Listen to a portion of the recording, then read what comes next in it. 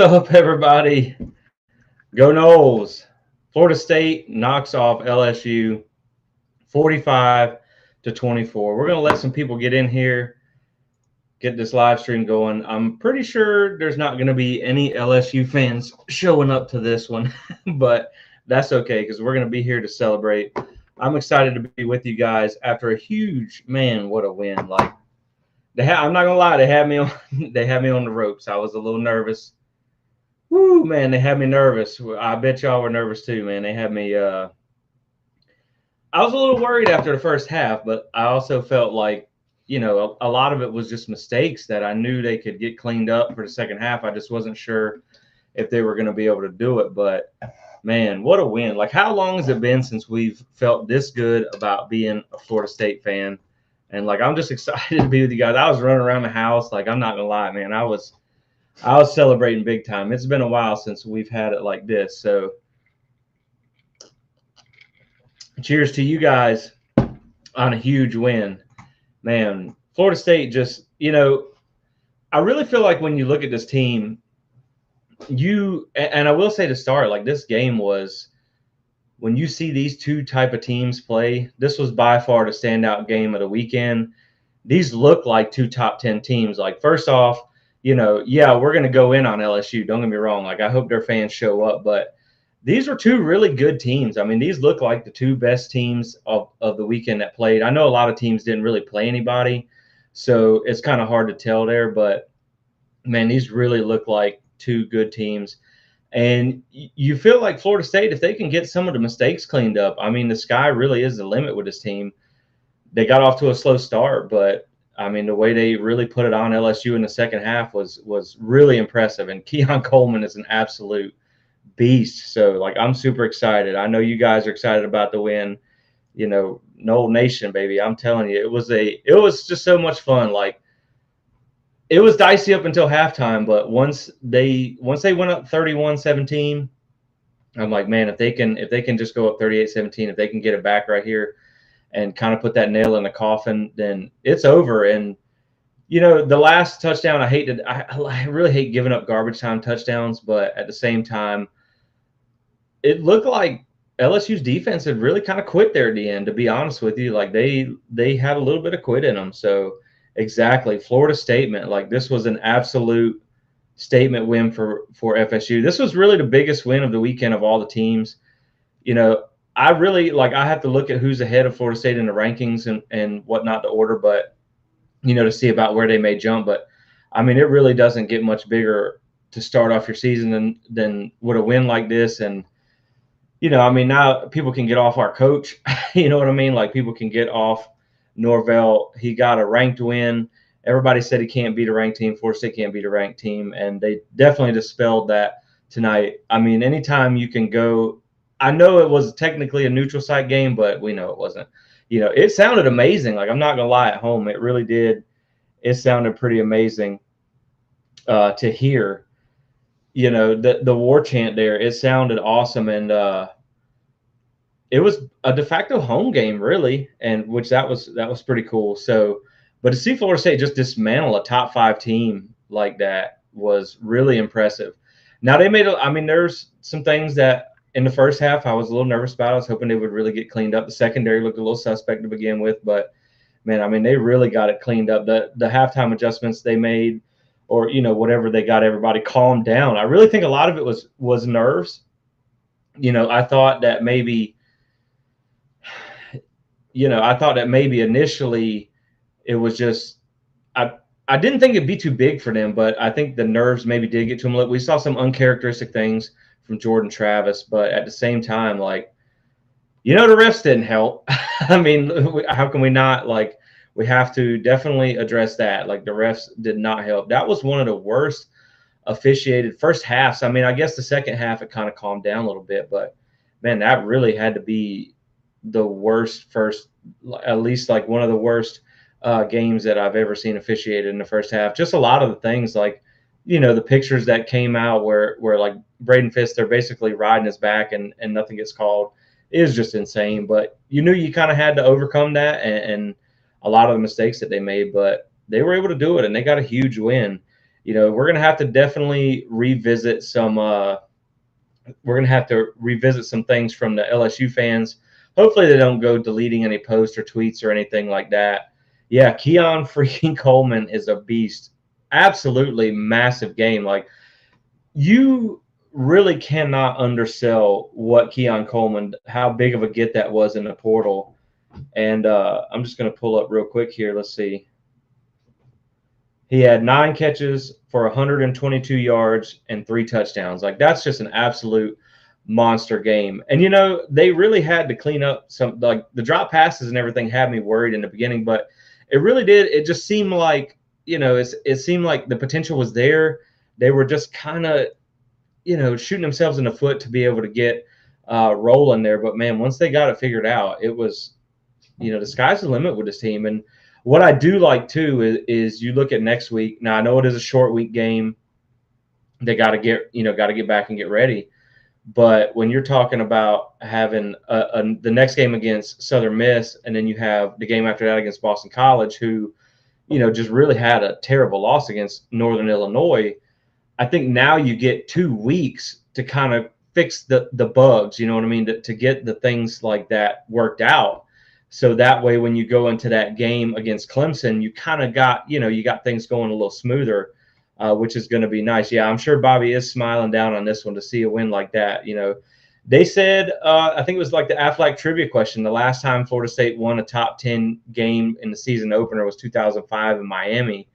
So to be able to get this one, that was really, it's just huge. Like, like we talked about in the pregame show, they had what I think 5 losses, 5 season opening losses in a row or something like that. And to be able to now beat LSU twice, I'm going to be honest, guys, like, it's bad for our health. I mean, there for a while, I felt like I needed an aspirin or something watching that game. But man, these 2 teams should play more often. Like, these have been some really, really great games, and they were fun to watch. Like, I'm sad that this series is going to end. Let's see some comments in here. I just went to a save post and let all the LSU fans. Yeah, exactly. I'm telling you, like, all day tomorrow, I'm going to be unavailable because I'm going to have to just be visiting all these posts where they're going to said they were going to blow us out. Yup. They definitely thought they were going to have something for that game. And, it was I'll give credit to LSU. Like, I feel like they're a team too that they have a lot of mistakes that they could clean up. Now, they benefited a lot from penalties. Like, in the first half, I really feel like they wouldn't have had any points if it wasn't for what they got from the refs. But at the same time, they Kyron Lacey, number 2, man, that got dropped probably at least 3 or 4 passes. So, like, they can get things cleaned up. And I'm gonna be honest, like, I hope they do. Like, their fans have been obnoxious, and I'm glad this came out the way it did. But I hope they do good, because it's gonna make us look better. So I'm good with that. Oh yeah, man, they're gonna be like, I don't know. They're going to be sick of us. They're going to block us on everything. They're going to vote against us coming to the SEC after this win. So, yeah, I'm ready for that. Yeah, the refs were it was unreal. And, the funny thing is, like, somebody made a comment on Twitter about how we knew this was going to happen when we decided to leave the ACC. But really, the thing is, like, these weren't even ACC refs. These were Big 12 refs. But the thing that I found interesting, too, was, they had the pregame flyover. And the captain of one of the Jets was in the Louisiana National Guard and was the brother of the head ref. Like, how was that not a conflict of interest? That just seems like something that probably shouldn't be allowed. I don't know, man. But let's see. Do I think Jordan Travis has a chance to win the Heisman? Well, I think tonight tonight made a case. Now, in the first half, he had some moments that didn't look great. He did some uncharacteristic things, trying to force some throws. I think he was trying to do too much in the moment. But at the same time, I feel like sometimes with a Heisman story, you want to see adversity, and then you want to see him, bounce back from that. And when you look at the box score for Jordan Travis, I mean, he went 21 of 31, 342 yards, 4 touchdowns, and then he had 7 carries, 38 yards, and a touchdown there. So 5 touchdowns in the game. To me, this is as Heisman of a moment as you can get. Things were tight there for a while, and then he led them back. So I do think tonight was, I mean, he really, yeah, exactly. He had to settle down. I think that's a good point. We forget, like, it's the first game. We think that these teams, it is game one. Like, they are veteran, they're experienced, but they still have to come out and get used to things. It's the first game of the season, first time you're hitting somebody else, first time you're in a situation like that. They had a little bit of an adjustment period, I feel like. But, once Jordan got settled in, like that second half that he had, if that's not a Heisman moment, then I don't know what is. And I think the thing is, too, you're on a Sunday night when you got prime time, basically to yourself. The whole country's watching. You got, Kirk calling it, the good crew calling on TV. Everybody's watching. You can't ask for a bigger stage to have that moment on, because you're not probably going to get that type of attention in the next couple of games there. Now, you'll get it against Clemson, so he has an opportunity there. And, I mean, I'm going to be honest, guys, like this, I really want to say I'm really interested in seeing that Clemson game on Monday. Like, I really cannot wait to see that, because I feel like we're going to learn a lot. I was talking to a buddy of mine on the phone before we got on here, and I feel like if they don't beat Duke, like in the fashion that we beat LSU, that's really going to, that might, you know what I mean? Like, that might change my outlook on that game. Now, I know it's going to be a little tougher because you're on the road and everything like that, but FSU versus Duke and FSU versus Miami. Yeah, we can definitely talk about those. So, the funny thing about Duke is I do take a different stance against what I think. Like, 9 wins last year for Duke was extremely impressive. Riley Leonard is one of the most underrated quarterbacks in football. They return 99.5% of their yardage, or 99.8. It's something insane like that. The most yardage in all of college football. But the thing with Duke is they have had one top 50 recruiting class in like the last 10 years. And they also beat a lot of really, really bad teams last year. Now, granted, I give them credit. They beat UCF in the bowl game, but UCF had kind of fallen apart at the end of the season. Wake Forest, they beat as well. That was a good win, but they had kind of fallen apart at the end of the season. So they have some good wins, but they beat like Northwestern, who was like a 1-win team. They beat a bunch of 3-win teams. So I think their strength of schedule was like 96, and this year it's in the 20s or 30s. So I think Duke's going to come back a little bit to reality this year. You get them at home. You've never lost to Duke. I think Duke is a team that you can't overlook, but I think Florida State is just a talent advantage. Like, I really don't think they're going to beat Clemson on Monday night. I don't. I'm just looking for it to be, more competitive than it should be when you have basically a roster with a lot of NFL talent in Clemson, and then, Duke, who's like, kind of that scrappy underachieving team. So that's what I look at for there. And then I would say for Miami, like Miami's defense, I think looked better the other night. Now they didn't play anybody, so it's really hard to judge that. But they also, their defense looked better, but their offense really wasn't impressive. And so I think maybe they don't play but one Power 5 team in Texas A&M in the first like 4 weeks. So we'll learn a lot in that Texas A&M game. But, I think with what I saw from Florida State tonight in the second half, now the first half was rough. We already talked about that. But in the second half, this is the team that, like, man, this was impressive. They absolutely dominated LSU in the second half. Like, the secondary's got some things that need to get cleaned up. But this defensive line is, dude, we need to talk about them. They got size, and they were all over the place tonight. I think this defensive line is one of the best in the country after seeing what they did to the offense, offensive line that was supposed to be so great for LSU. I think they did a really good job. They got a lot of stops when they needed it. And so, yeah, of course, I was like, at first I was going to jump on here, and I was like, you know what? I'm going to go ahead and put on a hat and the shades, because we're celebrating a big win, and I'm super excited about it. So cheers to you guys who are maybe just joining. But yeah, exactly. Like, they gave them 65% chance to win, and that really did not work out too well. Talking about looking for Clemson, looking for weaknesses in Clemson, for me, without seeing them play, and we got to see everybody play. That's really the thing. Like, it's hard to judge in the portal era and stuff like that. It's really like it's hard to judge a team until you see them play, because you just don't know how production. Like, we felt good about Keon Coleman, obviously, and it turned out to be like exactly what we wanted. Same with Jaheim Bell, with the huge play that they had.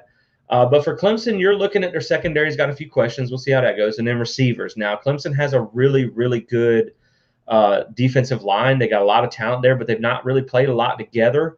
So, I mean, the thing for me with Clemson is, like, you have a new offensive coordinator. You have a new quarterback who played last year against teams, North Carolina and Tennessee, that really don't play pass defense very well. So, he's not really proven. You're going to go against Duke, and then I think they play FAU and like Charleston Southern before Florida State. So you're going to get an immediate like ramp in competition. And honestly, like, if Florida State's if they screw around and play like they did in the first half, then exactly, like, Wilson still has drop problems. Like, that's the truth, man. Like, if they come out and play like that against Clemson, they'll get beat. I mean, it's just going to happen. But if they can clean that stuff up over the next 2 weeks and come into that game and play like they did the second half against LSU, I mean, I think they can hang with Clemson. Now, again, like, I want to see them play first. But yeah, I mean, that second half was absolutely dominant. So adjustments did make the difference. Yeah. Love the hit by Bethune. Oh my goodness. Like, he took that man's soul. I enjoyed that. That was like, and that's 2 years in a row. Like, last year, I think it was Renardo Green with the big hit. Like, man, that was so. Jaden Daniels needs to seriously learn. Like, you're gonna get crushed when you run against Florida State. Let's see. Second half, we stopped giving up the explosive play. Yeah, and that's the thing. Like, there was just a lot of busted coverages in the first half. And, we even talked about that with LSU secondary. We thought that there was a lot of new pieces and they might have some miscues. And Florida State did the same thing. But I think with a team like LSU, as good as they are, and I think, with all due respect, I think LSU is going to be a good team this year. But to be able to make as many mistakes as Florida State did, to be able to have as many penalties as they did in that first half, and still be within striking distance, getting the ball coming out of the second half, that speaks to, just being able to keep up with a team like that, and then getting that second half the way they answered was absolutely huge. Now everybody's quiet. Well, hey, we're here. So, like, tell everybody that we're here talking about Florida State. We're not going anywhere. We don't have a time limit. So we'll see. Coleman is absolutely dangerous. I mean, like, I knew he was going to be good, but you couldn't have asked for like a bigger coming out party here. So I probably already read his stats, but we're just going to look for it again. 9 catches, 122 yards, 3 touchdowns. Johnny Wilson went for 7 catches, 104 yards. And, I mean, the thing was, like, we talked about in the pre-game, we talked about, like, Keon Coleman went for 155 against Michigan against a Big Ten defense. So, I mean, like, he did exactly kind of what we expected him to do. And that's like, man, he's going to be the difference in this season. Him and Jaheim Bell, and just having those extra weapons. Yeah, because, like, when you talk about Johnny Wilson and the drop problems, now he wasn't the only one with drop problems tonight, but at the same time, like, now you can have a guy, and this is a good point, Wilson needs to be number 2. I think that at least now you have other people that can step up if he were to struggle. So, yeah, talking about against Clemson, I really do think we do now. Shipley's a good running back. I'm not going to take that away from him. He's a good running back. But, we have some running backs too, and I really think, like, the funny thing is, last year against LSU, Trey Benson did have a little bit of a hard time getting going, and Trayshawn Ward really kind of, got some things going on the run there. And I think you saw the change of pace with Toa Philly tonight. But then Trey picked it up. The O-line struggled to have a run push in the first half, which kind of bothered me a little bit. I was worried about that because they do have incredible size, but the second half they really got it together, and I thought they did good going on to run the ball better, especially with Toa Philly kind of getting to go. Because Toa he's a real X factor. Like, he can be a guy that is sometimes he struggles to get on, but then he's also the guy who can bust one for 90 at any minute. So I think he is like I like the skill set. And then you saw Rodney Hill in the end. He got going a little bit there, so that was good too. Talking about Keon and Bell, man. See Jaheim Bell, man. Like when you see him on the field, like that dude is just swole. Like I know we talk about he's only 6'3", 233, so he's not your typical size like tight end. But man, that dude's like big. Like the blocking that he's able to do. The thing that I questioned when he first transferred in really was like, how good is he going to be at blocking? And I really think the unselfish mentality that he had tonight really speaks to like why this guy's so important because, I think they said at one point in the game he only had like one catch, but he was out there run blocking a lot. So, just being willing to do that, especially, yeah, exactly. Like he is all muscle. And for him to be in there just lead blocking, doing whatever's necessary, that's the thing. That's the thing about this team is you have so many weapons, but they're not selfish. Like they don't mind getting in there and doing the dirty work and blocking. They don't mind only getting one catch if they're not open at the time. And so that's the thing is like, when you have a team full of weapons that are unselfish, that's a recipe for success. And especially when you're talking about having guys like Keon Coleman. I mean, look, we talked about in a pregame show. What did we say about Keon Coleman on deep passes? He was like top 5 in contested catch rate or something like that. And you look at all the contested catches he had tonight. Now PFF doesn't put their stats out yet, but next week when we talk about we have a chance to look back and break things down, we'll look at some of those stats and his contested catch rate. I mean, he goes up and gets it. He will take it from a DB, and that's a game changing type of guy at receiver.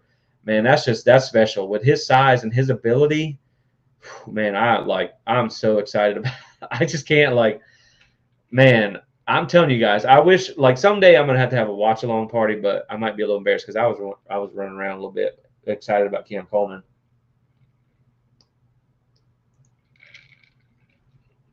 Yeah, I really do feel like if you have a team to go in and beat Clemson, this might be the one. This is the one I think that could be good enough.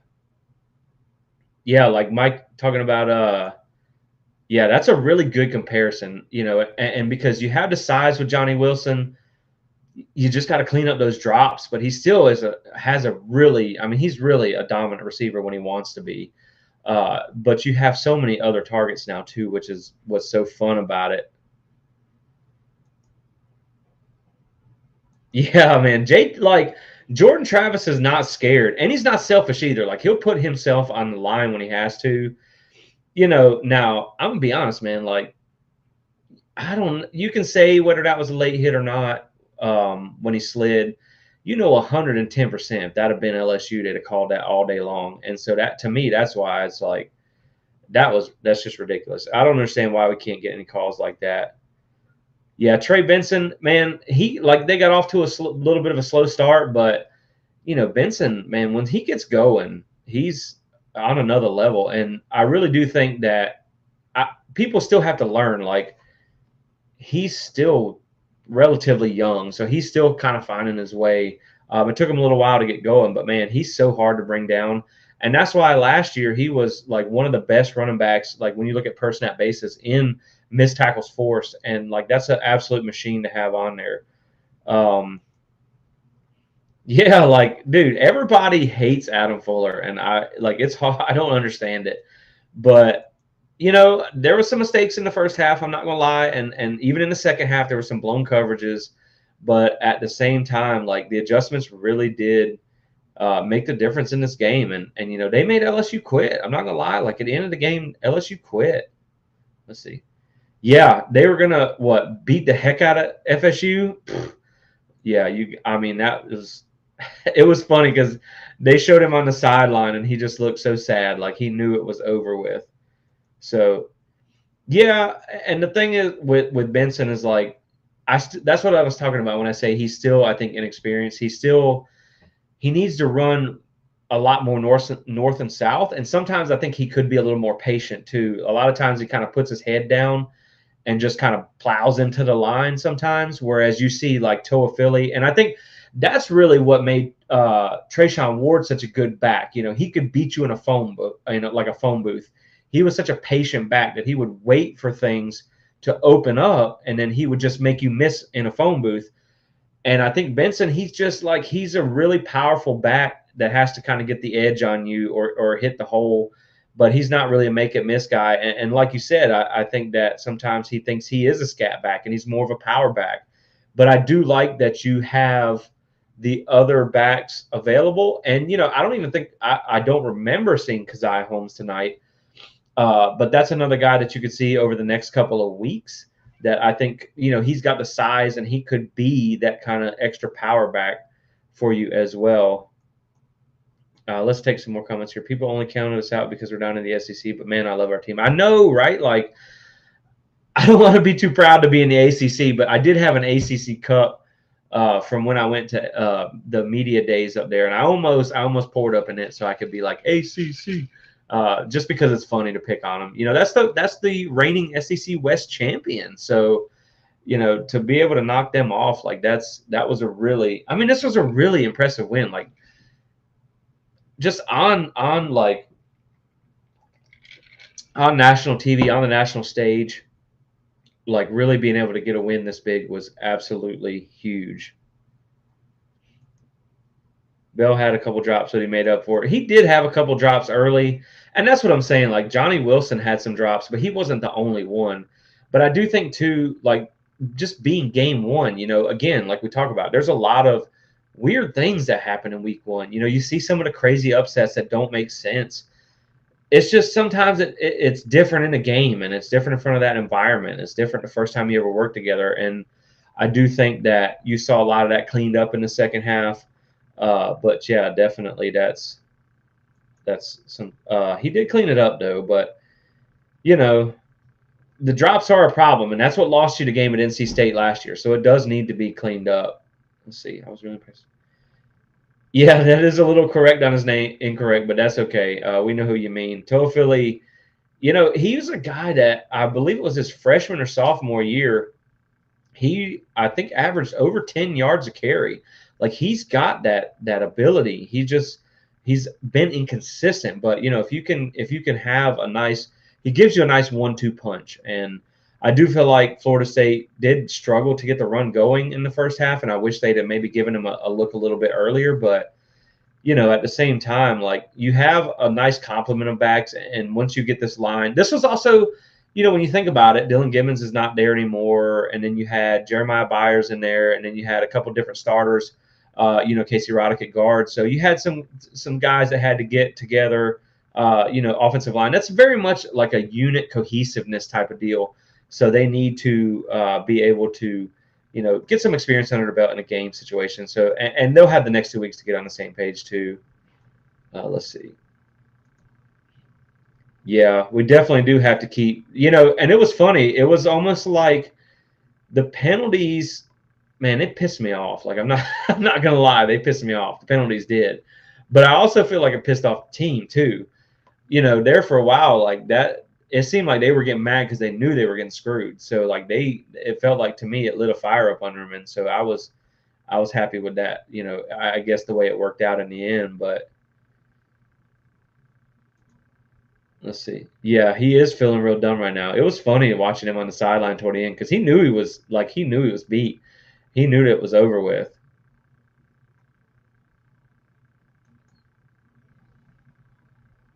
How many sacks? It's probably going to be a lot. I mean, their offensive line was not great. I looked at in the pregame preview, and I don't have it handy, so I'm not 100% sure. But I want to say they have like a lot of different faces on that offensive line, and it wasn't a great. Now they have a decent defensive line, but they also played, I think it was North Carolina A&T maybe this weekend, so they really didn't have like a big challenge. And I think this defensive line is going to eat next week. Like I told you guys, I was really excited about Braden Fisk. I know you didn't see maybe a lot on the stat sheet because every other play he had somebody riding on his back, like holding him. If you saw on Twitter or Facebook where I put out the picture where someone had a picture where there's literally like he's coming through the line and there's a dude on his back and another dude hanging out. Like, I mean, this is clear as day it's holding.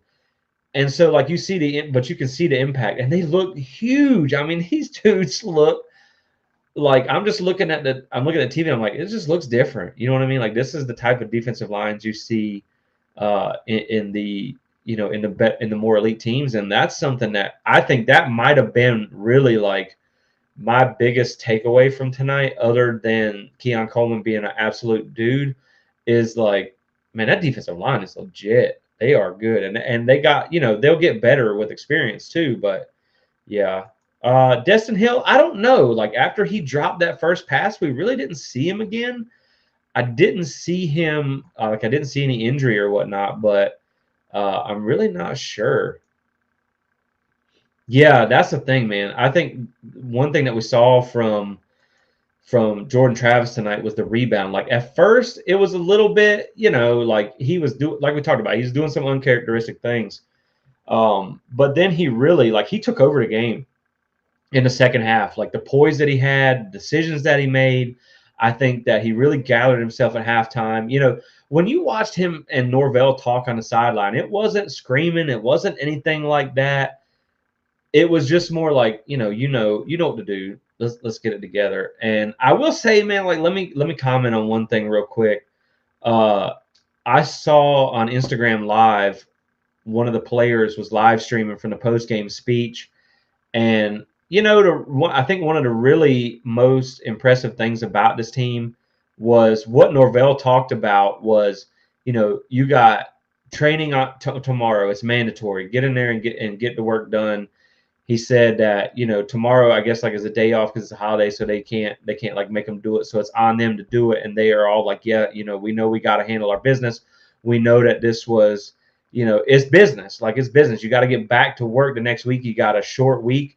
And it was funny because like Norvell said in there, he's like, we made some mistakes, and all the players agreed. Like he said, we know the first half wasn't perfect, and they were like, yes sir, we know that. And then he said, like, I'm kind of pissed off that it wasn't worse. And like, so like it was, it was funny. Like I think Norvell was out for blood tonight. I really do. And I think that last touchdown did kind of bother him. But yeah, man, that was really kind of like, it was cool to see that video in the locker room after, to know that like they're excited about this. They had fun. They celebrated it. I watched them break the rock and everything like that. But at the same time, like they know this is a business trip and they know they got to get back to work because this is only step one in the process. You heard what Jordan Travis said after the game in the post game interview. Like he's a guy who's ready to lead this team, and I'm definitely, I feel like he struggled a little bit in the first half, but then he really stepped up big there in the second half. Let's see.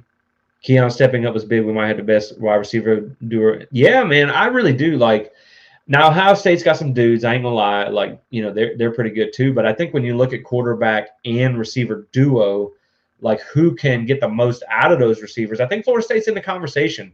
Naturally, you're going to need to see Johnny Wilson clean up the drops a little bit. From a couple of the receivers there, but and Jordan just kind of calm down a little bit. But I do think really with the two wide receivers that you have, and then the quarterback that you have that can take advantage of them, you're in the conversation for sure. And I did see like a lot of people talking about Destin Hill being out. I don't know. I don't think he got hurt. I didn't see anything about him being hurt. He was in the post-game interview or the video that I saw, and he was not in any kind of like treatment, no kind of medical things or nothing like that. He was just taking a knee there, watching them break the rock. He looked perfectly fine to me. But it was nice to see Winston Wright get a catch. Like that's a guy that's overlooked too. He was extremely productive at West Virginia. He had over 600 receiving yards. He did a lot on special teams. It was nice to see him come in and make a catch when it was needed. So I do think like Destin Hill's still young, and maybe I know they wanted to give him the start and whatnot, but when he missed that catch, maybe they thought the moment might have just been too big. I really don't know. I would like to see him get back in there, but at the same time, I think it was nice to see Winston Wright get a catch too. Yeah, keeping Trey on a snap count, I think, is not too bad either, because you're going to need him throughout the season, especially when there's some games where you're going to need that kind of bigger back. But like I said, I really want to see Keziah Holmes as well. That's something I want to see as well. Let's see. Do you think we need? Yes, yes, I do. I do think the secondary is a work in progress. I think that is something that needs to get corrected quickly. I know Azaria was out there and had a few, and Cypress had a few. He's Cypress is a veteran guy, but he's new to this defense, so maybe you could cut him a little slack there. And then you look at Azaria; he's still a young player, but he does have some experience. But that's something that's going to have to get cleaned up because when you look at a team that can take advantage of that, like when you go against Cade Klubnik or something like that. Now, I know we're going to talk about Cade Klubnik when we get to that bridge to cross, but he's a guy that is a better passer than Jaden Daniels. And first off, like tip of the hat to Jaden Daniels. I mean, he had really a heck of a game. Like I give him credit, he had a heck of a game, but the secondary really does need a little bit of work. But it was the first game with a couple of new faces back there. So hopefully they get that cleaned up. And again, you get the 2 weeks coming up next where you're not really going to be overly challenged. I think they should be able to get some things to work on or get a chance to work on some things there. But the secondary does need some work. But, they also made some plays too. I will give them that. Like the interception by Renardo was nice. And LSU's got some good receivers. Like Malik Neighbors is a dude. I got to give him credit. And Kyron Lacey, really, like we got lucky that he dropped a lot of his passes because he was in position to make a lot of plays, really, but he did end up, having a lot of crucial drops. But they have a good receiving. It's maybe better than I thought. I will also say too, like their defensive line did eat a little bit against us, and maybe that was a little bit, when you talk about a team like Clemson, that may be something that I worry about a little bit there. But I do think that, I do think that when you look at the offensive line, they did, like Mekhi Wingo caused a little bit of problems. And I do think LSU or Clemson is going to have a better defensive line than LSU had tonight, but I do think that may be something that hopefully they can get cleaned up too. Yeah, I don't think we're in bad shape. Like I said, they made some plays. It looked a lot more like there was some miscommunications. Now, Adam Fuller obviously likes to put his corners on an island. I think after they targeted Neighbors like 2 times in a row, I was like, all right, I get being aggressive, bro. Can we give them a little bit of safety help there? Maybe. So I get that, but like I do think we're in good shape. You have talented players. They were going against good receivers in game 1, so that hopefully they can get in shape. Yeah, exactly. As a Irish fan, yeah, man, you guys look good too. Like Sam Hartman is doing you guys really some justice. I think that he's going to make you guys a contender this year, but I definitely I understand that. So you're welcome for that whipping. Trust me, I was ready for that too. So yeah, we did for certain play 2 different stripe teams tonight. And I did tweet that out during the game. I'm like, I guess LSU, the Tigers aren't the only team with stripes that we're going to have to beat tonight. And that was pretty rough. I do think we are. I do agree that we're going to have to run it a little bit more. I think they maybe abandoned it a little bit earlier in the game before they tried to really make a point to run it. But I also think they need to push the ball down the field a little bit more too. That's something that I was looking when you see the success that Keon Coleman had and Johnny Wilson when he caught it, they had success. I do think they need to push. They need to force pushing the ball down the field a little bit more because you have mismatches there. And to me, like you run that until they prove they can stop it. And so that's where, that's what I'm looking for maybe in the future too. Yes, Keon Coleman is him. That is for sure. We talk about Jordan Travis being on the Heisman list. We might better look out for Keon Coleman. I mean, you never know. He could really have a breakout season. Yeah, Fisk did get a lot of double teams tonight. And I mean, sometimes it was like with Cooper last year, sometimes somebody's got to take the bullet for the rest of the team. But, at the same time, I also think that, you just have a lot of different guys. Like Farmer had a good night too. Malcolm Ray was in there a lot. This defensive line is they really impressed me. Let's see. Why do you believe Norvell calls trick plays at the worst times? 3rd and 1 in a double pass attempt, that was a really crazy play.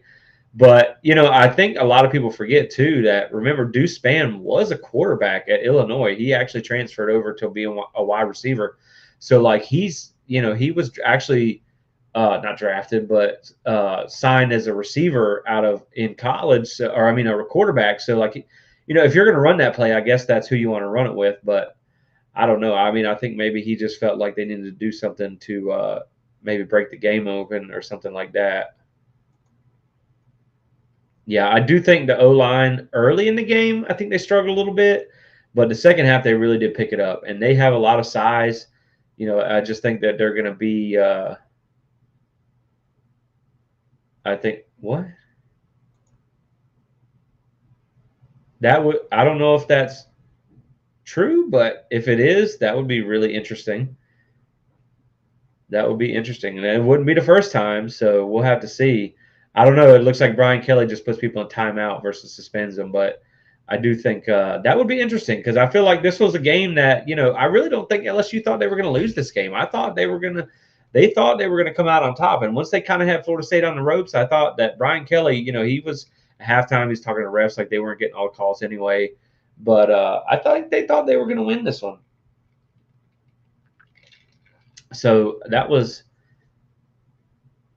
Yeah, and I will say the funny thing is Brian Kelly apparently hates points. Every time they get in field goal range, like they don't want to kick it. They go for it on fourth down a lot. But I think it was nice to see them be able to get a lot of those crucial fourth down stops. Like that was huge. The defense came up really big tonight. I definitely, yeah, we're definitely going to have to go back and visit some comments tomorrow. I don't see, like you knew LSU fans were going to show up tonight. They're too busy being really sad. So we're going to have to go track them down tomorrow on social media.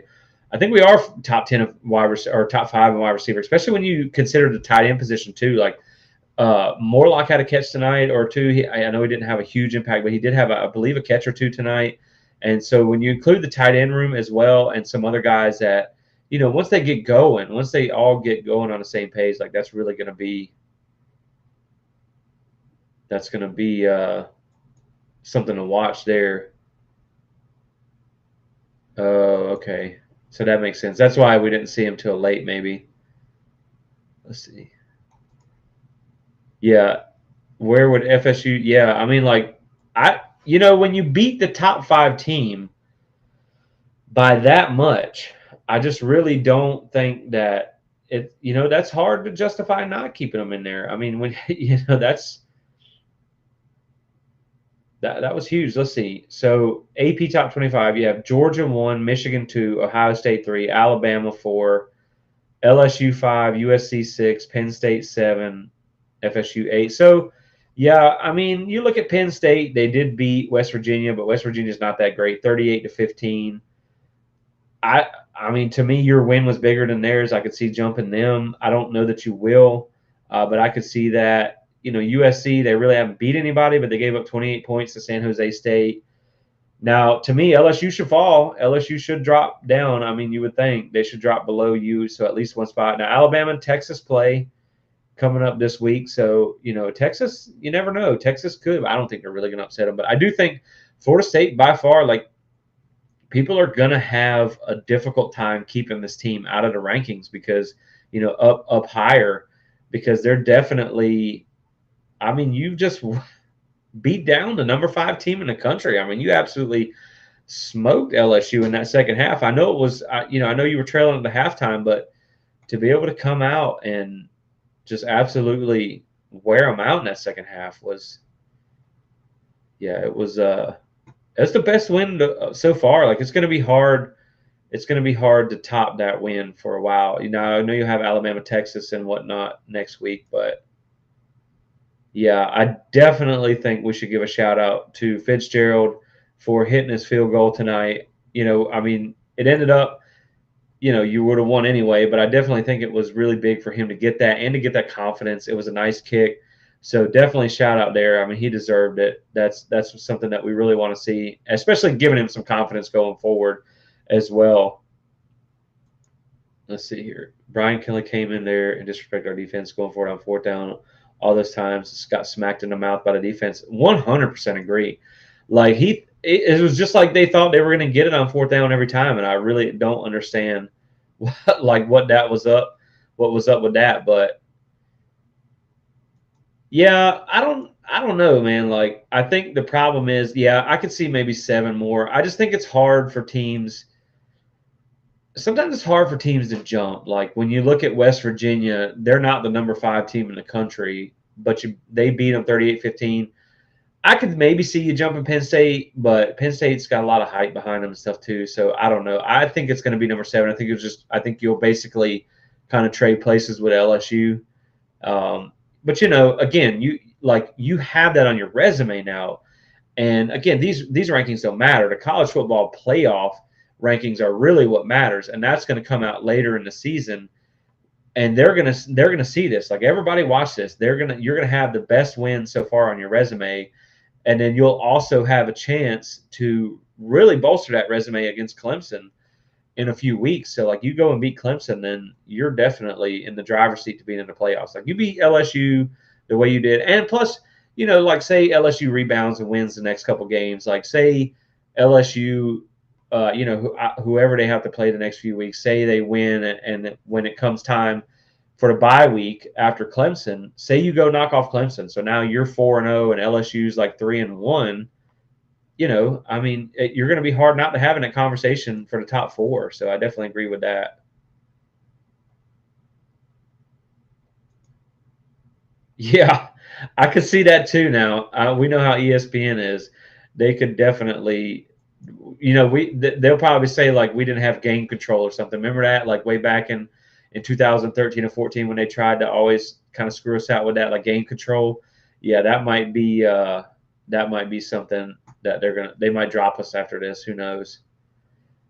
Yeah, man. Like I agree with that because as much as I didn't necessarily love LSU fans and all that, like obviously you want them to do good because you want that to bolster your resume for sure. Like as much as it pains you to want Clemson to do good, if you can go up there and beat Clemson and then say they do turn out to like you're their only loss, then that's really going to help paint that picture. When it comes time to talk to playoffs, because I mean, again, like we talked about in the pregame, I picked Florida State to win 34-20, 34-27, and the way they played that second half, like if they can play like that in every game the rest of the season, I mean, I don't like.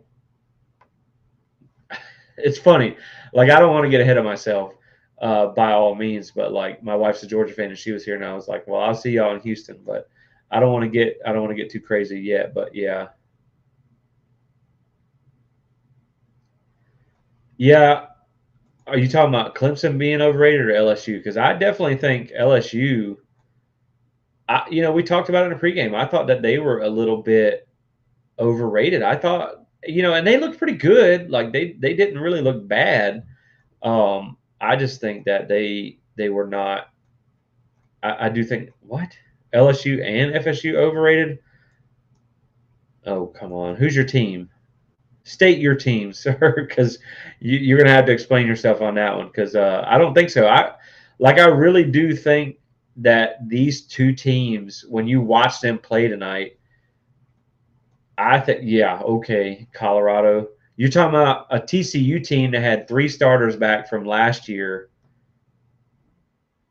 So like we don't even know that they're any good. So I mean, let them win more than one game. Now they're probably going to be like, I mean, you got Nebraska coming up, who's not that good, so they could, they'll probably win their next game too. But I just don't think who Colorado, the best win in college football. Please, you beat number 17 and by 2 points or what 3 points. Florida State beat number 5 by 3 scores. Like, come on now, get out of here with that. We ain't listening to that. Yeah, we're not hearing that. That's not the biggest win of the season. We'll see how good TCU is. We'll see how good TCU is. So look, we're not reading your comments anymore. We don't care about Colorado. This ain't a Colorado stream. Go find a Colorado thread. Yeah, I mean, you're talking about 500 yards with no interceptions. That's great. You're also playing TCU's defense versus LSU's defense. That's not even a comparable game. Go beat somebody good and then come back, and then we'll talk about it. Like you got Oregon on the schedule, you got some good teams on the schedule. You beat Oregon in a few weeks and we'll talk. Maybe that, but maybe then. So yeah, I think Florida State is they're one of the best teams, man. Like, go beat, like I said, with Colorado, and I'm not, yeah, they were in the national championship and then got beat by 58 points. Like, come on. So you're talking about an LSU team that, I mean, I hate doing apples to apples comparisons because sometimes these don't really make a whole lot of sense. But if you really want to be like that, if you want to say that, then you're talking about an LSU team that lost to Georgia by 20, and you're talking about a TCU team that lost to Georgia by 58 and only has 3 starters back from that team. So it's not even the same team. So, like, your comparison makes pretty much no sense.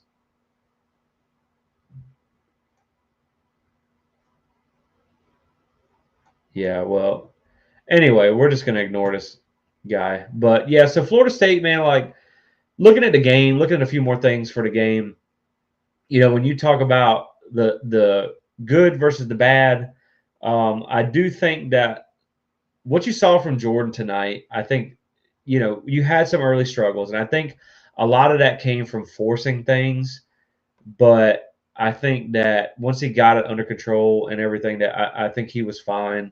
Um, and I think that he took a big step. Like I definitely think that he's going to be. I think he's going to be able to do plenty for you this season. Everything you need to do, especially with all these weapons.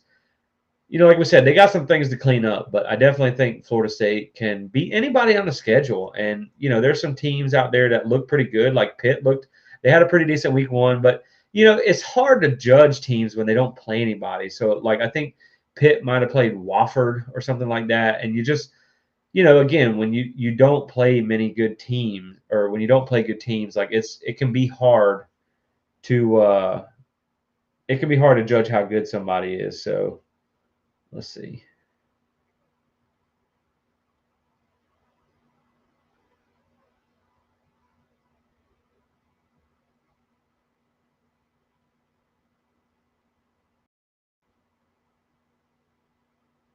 All right. I think I put that guy in timeout, so we don't have to listen to Colorado guy anymore. Um,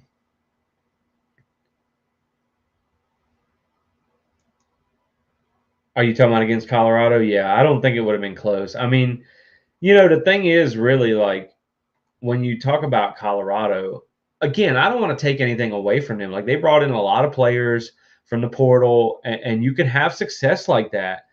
You talk about, look at Texas State. They brought in, I think, 51 players, went on to upset Baylor. And it really does show that like the transfer method can work. And we can't really hate on that because Florida State has kind of lived off of that as well. But, to me, I don't think you can really crown something. Like it was an impressive win going on the road and beating a top 20 team in the country. Like that was a good win for them. You couldn't have asked for a better win for Colorado in game 1. And no one really expected them to win that game. So, it was impressive for them. But at the same time, like we said, TCU only had 3 starters back. They had a new offensive coordinator, who really didn't have any. Kendall Browse didn't have any success here. And, he's not at Arkansas anymore. So, like, you know, I just think that to me, I need to see a little bit more from Colorado before I'm sold on that. I think they're going to be better. I mean, they got better players. It's not hard. Like, it's not the same team. Everybody says, like, Dion took a 1-11 team and went and beat TCU on the road. Not really. How many players were there from the 1-11 team? Like 5. So it's a completely different team. Um, how do we beat Clemson with their home crowd and the noise? See, I'm gonna be honest. Like that's one of the reasons why I did pick Clemson to win in the preseason. I did, like, I will be fully honest here. I did say that just because Death Valley is a hard place to win. Florida State hasn't won there since 2013. No ACC team has beat Clemson at home since 2016 when Pitt upset them. And then you also, they did lose, like they did have their 40-game home win streak snapped last year against South Carolina. So, Are they beatable? For sure. Yeah. I mean, look at even Syracuse. Syracuse took them to the wire last year. I believe they might have even been leading or tied like close to the fourth quarter whenever Clemson was able to come back. They made a quarterback swap, brought in Klubnik, and they came back and beat Syracuse. And then you went on the road and beat Syracuse by 35 points. So can you go in at Clemson? For sure. I definitely think you can go beat Clemson. It's just a hard place to play. And I mean, that's a 90,000 seat stadium, and they're going to be packed for that game. Game day is probably going to be there. I definitely think it's going to be a huge environment. So it's tough. Like, I think that to me is why I picked them to lose in that game. But I also picked them to get revenge in the ACC championship game and go on to win that game. But I think a lot of it, I think we should wait. We'll revisit this after tomorrow night because I think Duke is enough. I don't expect Duke to beat Clemson by any means. I really don't. But, to be honest, I feel like Duke is a good enough team to tell us what Clemson is. If say Clemson goes out and beats Duke 45-3, that's that's going to be a tough task to go up there and beat them. But if Clemson ends up if it ends up being like, say, 28, like that, maybe that offense don't look as good as you think, and Duke puts up some points on them, like 28-20 or something like that, then hey, I mean, you never know. I mean, Florida State can come up there and do something. So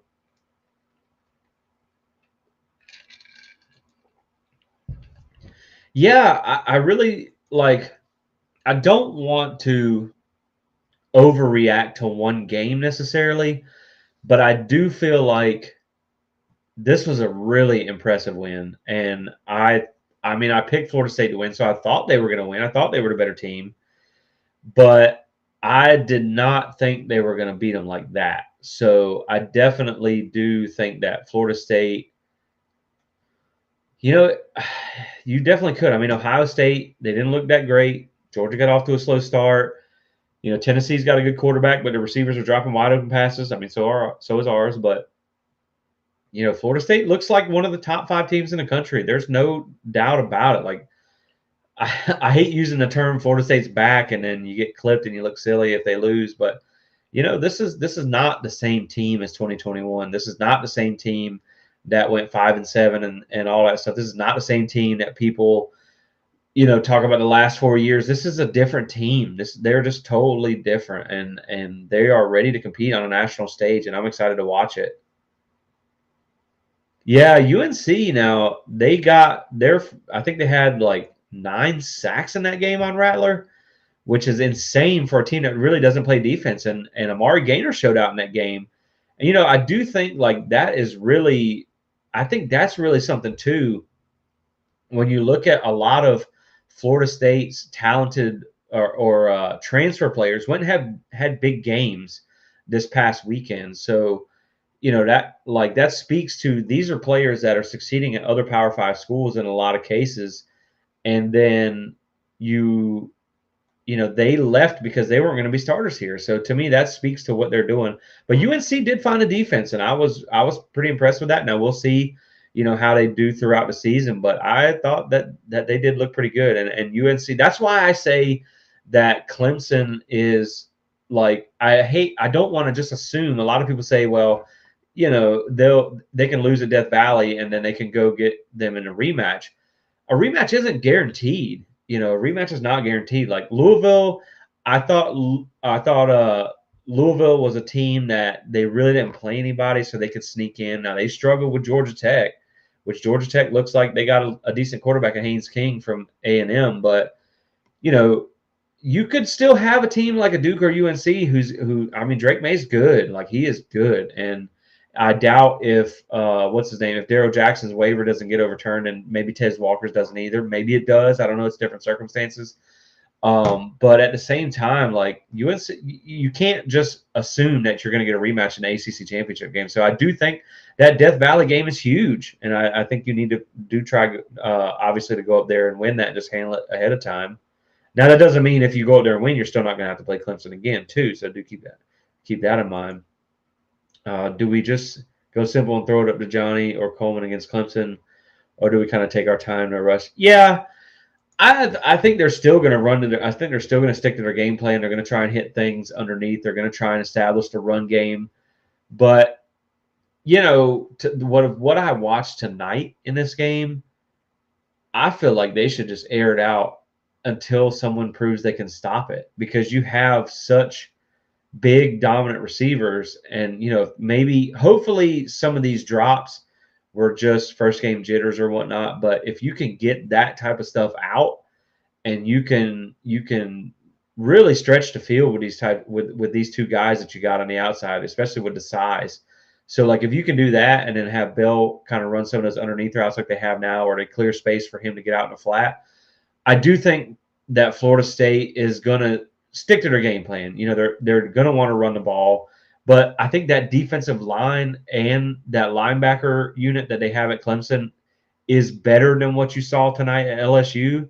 So you kind of saw how they struggled to run tonight. I think they're going to struggle against Clemson because you have a defensive line that has NFL draft picks on it, and you have linebackers where LSU has really good linebackers.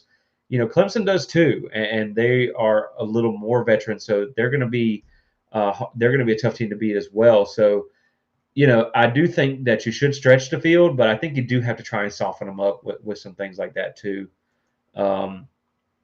Yeah, I saw that McLean did good today too. I think he's at Penn State now, which is a good landing spot for him.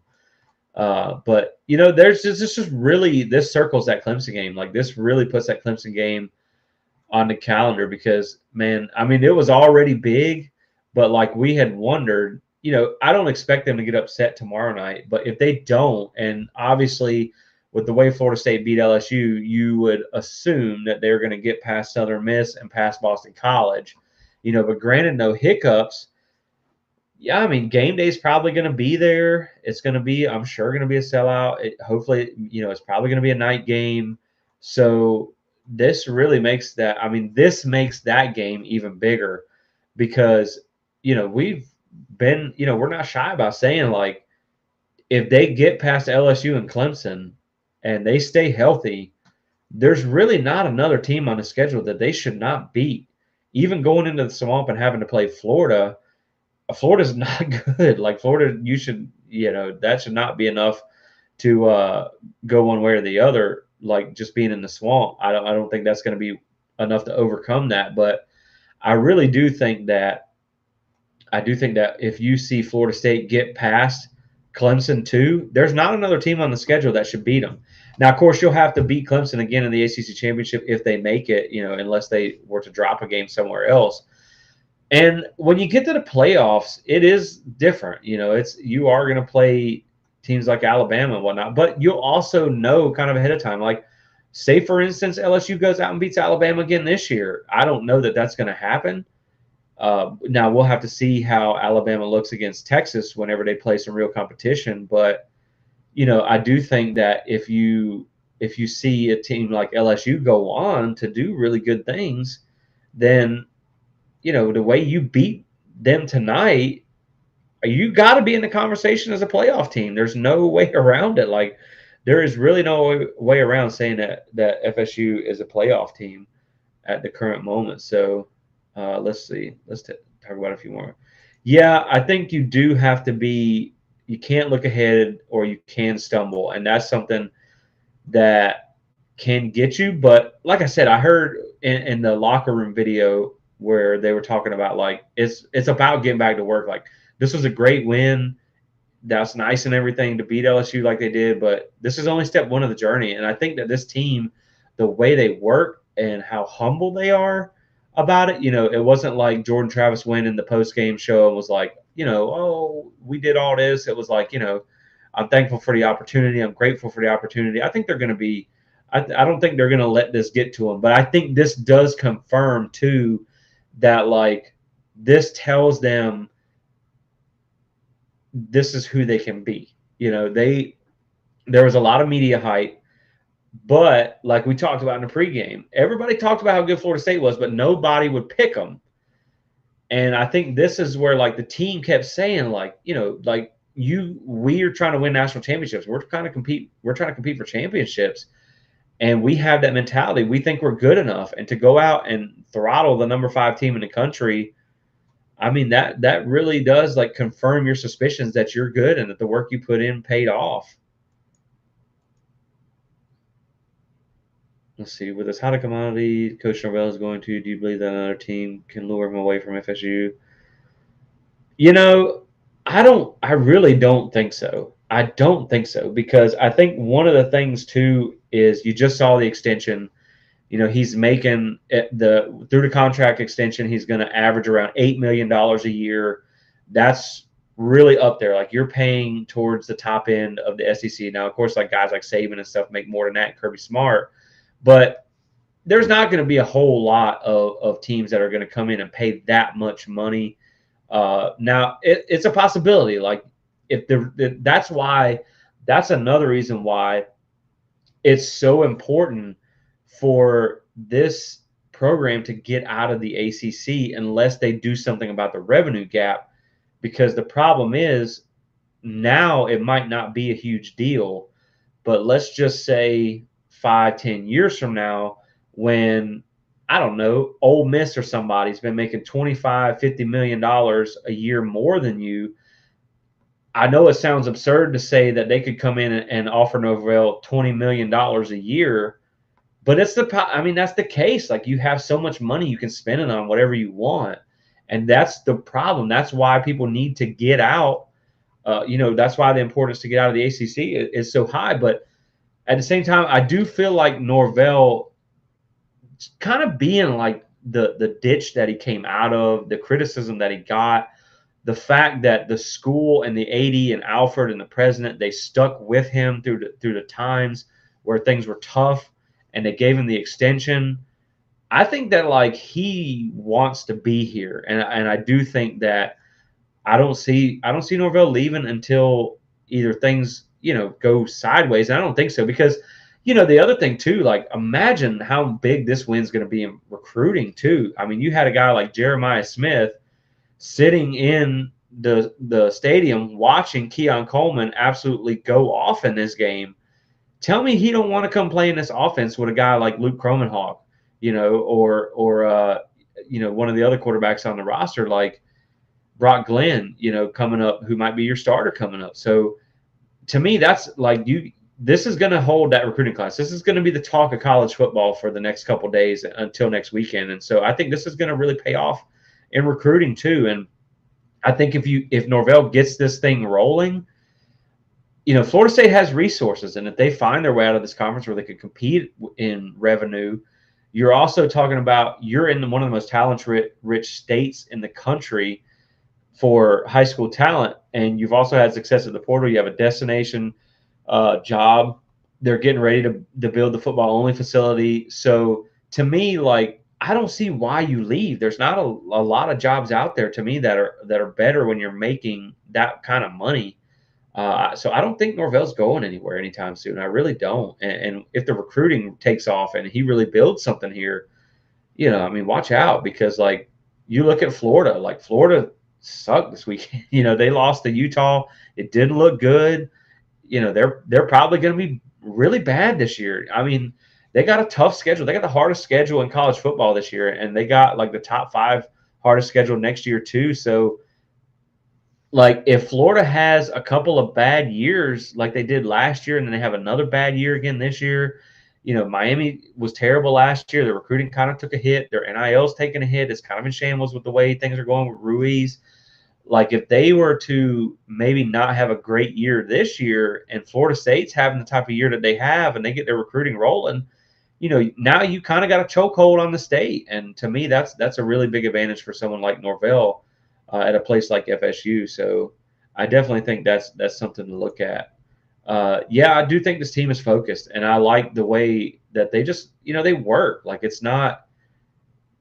there's really no arrogance about it. You don't see a whole lot, it's like the 2018 teams or whatever, when they would have a pass overthrown by 20 yards and they're like doing the no catch signs and whatnot. Like you don't see that from this team. They don't really celebrate. They don't really get cocky and arrogant. They kind of make their play and they go back and get back to work. So like I really like this team. They're easy to like. They're easy to root for. And I think that makes it even better to have a good team that's easy to cheer for. That's very likable as well. Boston College and Duke are the sleep games. Yeah, they're definitely going to have to be locked in. You know, the thing with Boston College, I thought they were going to be better this year. I'm going to be honest with you because they fixed the offensive line. I thought they'd be better. They lost to Northern Illinois in overtime this past weekend. They look bad. Now, I'm not 100% sure who they got next, but you know, you do have to go on the road. You do have Clemson the next week. So you could definitely see it being like a look ahead game where maybe you're not focused. But I think Boston College, I think you're going to wear Boston College out now after just kind of seeing this game and the way they played. But they do have, they do have a couple of weapons there. I'm not really sure what happened in that game, but that was a bad loss for them. Duke, I do think is going to be. I definitely think Duke is going to be not a game that you can overlook. But I also don't think Duke is going to be as big of a challenge as maybe some people think. So I definitely think you're going to have to you can't overlook them, but I think as long as you don't make a lot of mistakes and you don't let them hang around, I think you can handle your business against Duke.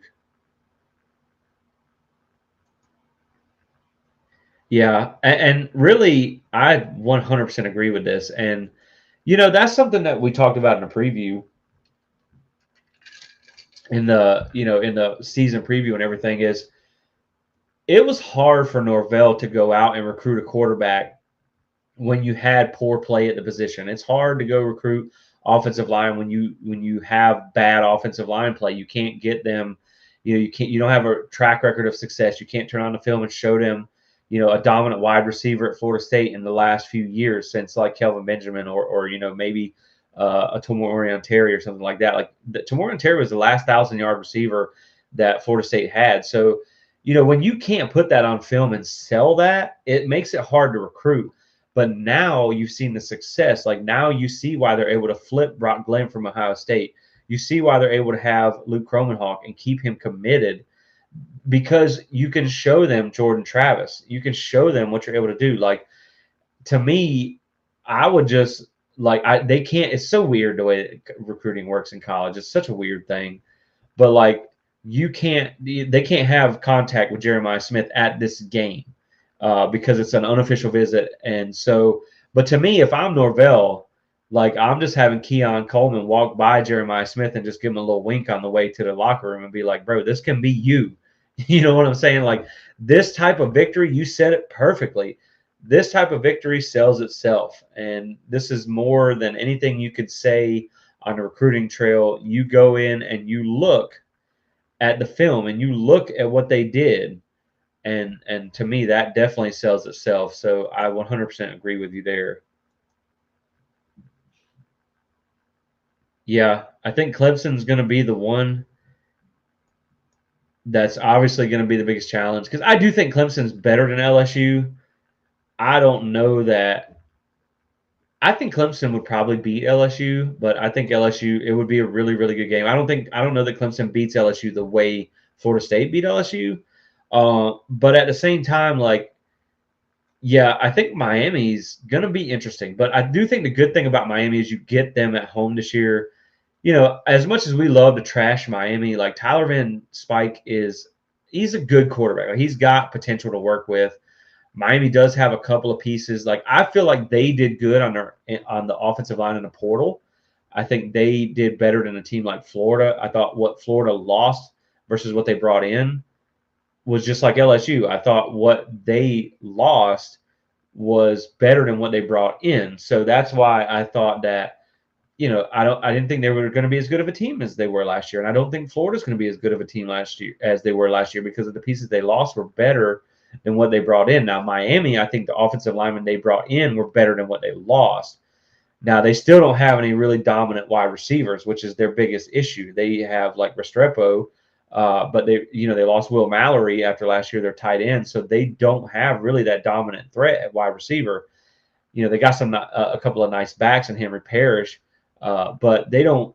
I'm not overly worried about Miami. I don't think it's going to be a 42-point win this year, but to me, getting them at home, I don't think it's going to be close. I mean, I think LSU beats the pants off Miami, and you just handled them. So I do think that I think that Miami will be more of a challenge this year, but I don't think it's going to be particularly close. Wake Forest is another game that I'm interested in. They beat up on Nova on Elon game one.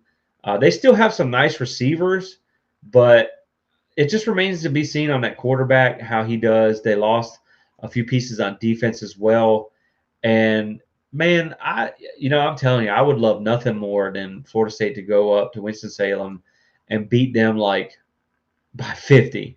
You know what I mean? Like end this 3-game win streak, smash Wake real quick, give them the business, and let's get on with it because this 3-game win streak to Wake Forest is ridiculous. But I really do feel like 2023 is going to be like the ACC revenge tour. And, we're going to have to deal with the refs along the way. We already know that because, we already kind of shook up the conference wanting to leave. But I feel like it's going to be a little bit of an ACC revenge tour. Like, I feel like we're going to go around. And now they smacked around a lot of ACC teams last year. But, like, I think Wake could get ugly. Now, they're going to have to clean up the secondary before that game because Wake still has some pretty talented wide receivers. Now Pitt is a team, when you look at another team that could be sneaky, tough road game, it is in early November. Pitt's been 4-0 in November the last 2 years, and they always have good lines of scrimmage. So they lost a lot, though. They lost their best wide receiver. They lost their best running back. They got to change at quarterback this year. They lost a lot of offensive linemen and defensive linemen. They lost I believe, their top linebacker. So they lost a lot at Pitt, but I looked and like everybody that they were bringing back that has experience, because they didn't take anybody on the defensive line in the portal. Everybody that they were bringing back was like a fifth-year senior. So they always have good lines of scrimmage, but Florida State does too. This defensive line is going to give everybody fits.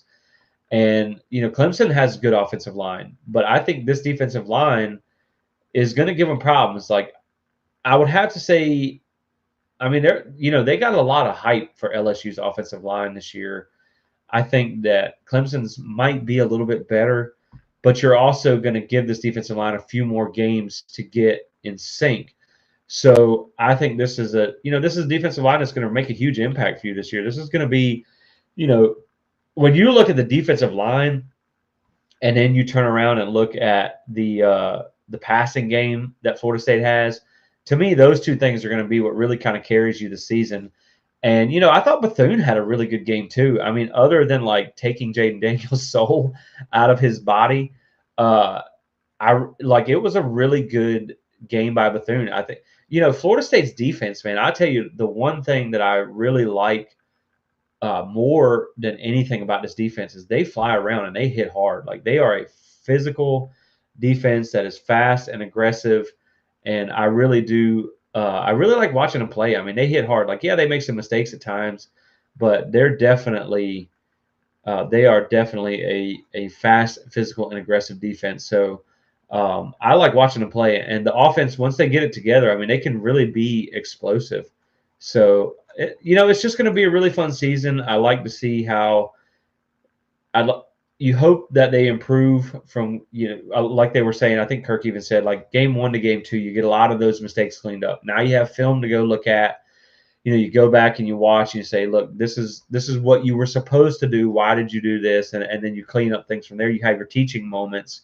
But, after you get, I really do kind of like the way the schedule sets up when you think about it. Like, you were tested in week 1. But you also made a statement win coming out the very first game. So you get that under your belt, and now you get 2 games that are very winnable that you should easily win. And I think you now get a chance to really kind of clean things up and also get some more of those depth players a little bit more experience before you go into a game like Clemson, where you're going to need that depth because, they have depth too. And like, we saw now Florida State looked good tonight. Like, they really weren't tired. They weren't gassed. The defense was on the field a lot, but they really held up late. And LSU was gassed towards the end of that game. They were tired. Their defense, I think, had a little bit of quit in it. If FSU can duplicate what they did to Clemson exactly a decade ago, do you believe they will become the favorite to win it all? Yes, definitely. Uh, yeah, I mean, I still think it's Georgia until someone takes it from them. But man, like if you smack LSU around and then you go to Death Valley and you win like 2013, that's what we're assuming. If you go up there and beat them like that, I mean, you got to be because to me, like I think your argument against Georgia is it is until it ain't. And that's a fair argument. Georgia still has the ability to bring more 5 stars off the bench than Florida State has on its roster. But like we talked about in the pregame show, a lot of times Florida State, a lot of their players play above their star rankings, and they have a blue chip ratio that's above 50% when you look at their starting 22, like the 24 players. So I think it is till it ain't with Georgia, but I also think with as much roster turnover and things that you have now with the portal, I think it's more fair to look at it on a year by year basis and what you've done. So, do I think Florida State, like if Georgia doesn't lose a game, do I think Florida State will jump them? I would have to say no. Georgia just really does have a kind of a weak schedule too, especially with South Carolina losing to North Carolina. Like if they would have beat North Carolina, maybe they were ranked, so Georgia gets maybe a ranked win early.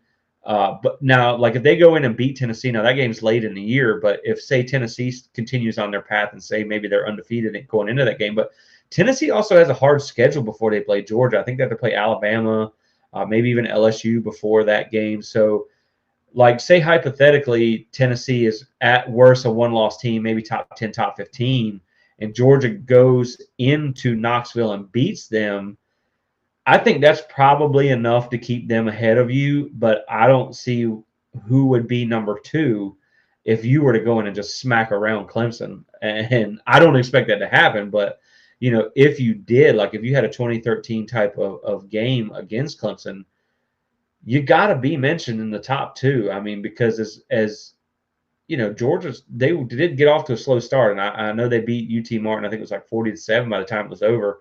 And I do agree that it's like it's theirs until someone knocks them off because they do have such an insane amount of talent. I mean, their blue chip ratio is above like 80%, I think. So it's crazy. But Florida State, like when you look at the weapons that they have, there's not many teams that are as loaded as Florida State across the board. It's not even really so much that they're loaded across the board. It's that they're loaded at certain positions, but they don't really have a glaring weakness. Like for instance, you talk about Georgia. You want to see what their quarterback can do because he's new and he played UT Martin. I know their offense got off to a slow start, but they ended up scoring 40, but it's UT Martin. How's he going to do against a better defense? So there's a question mark there. Clemson, you have a question mark in the secondary. You have a question mark at receiver. Like Florida State tonight, you saw that the offensive line needs to get a little bit of improvement in their run push. But other than that, they look pretty good. And again, they can get better, of course, but you have good tight ends, you have good wide receivers. I don't feel like the offensive line was necessarily a weakness. And then you look at the defense, the linebackers I thought had a good game. They did well tonight. And then, you also look at you look at the secondary. If they get those things cleaned up, they have good players.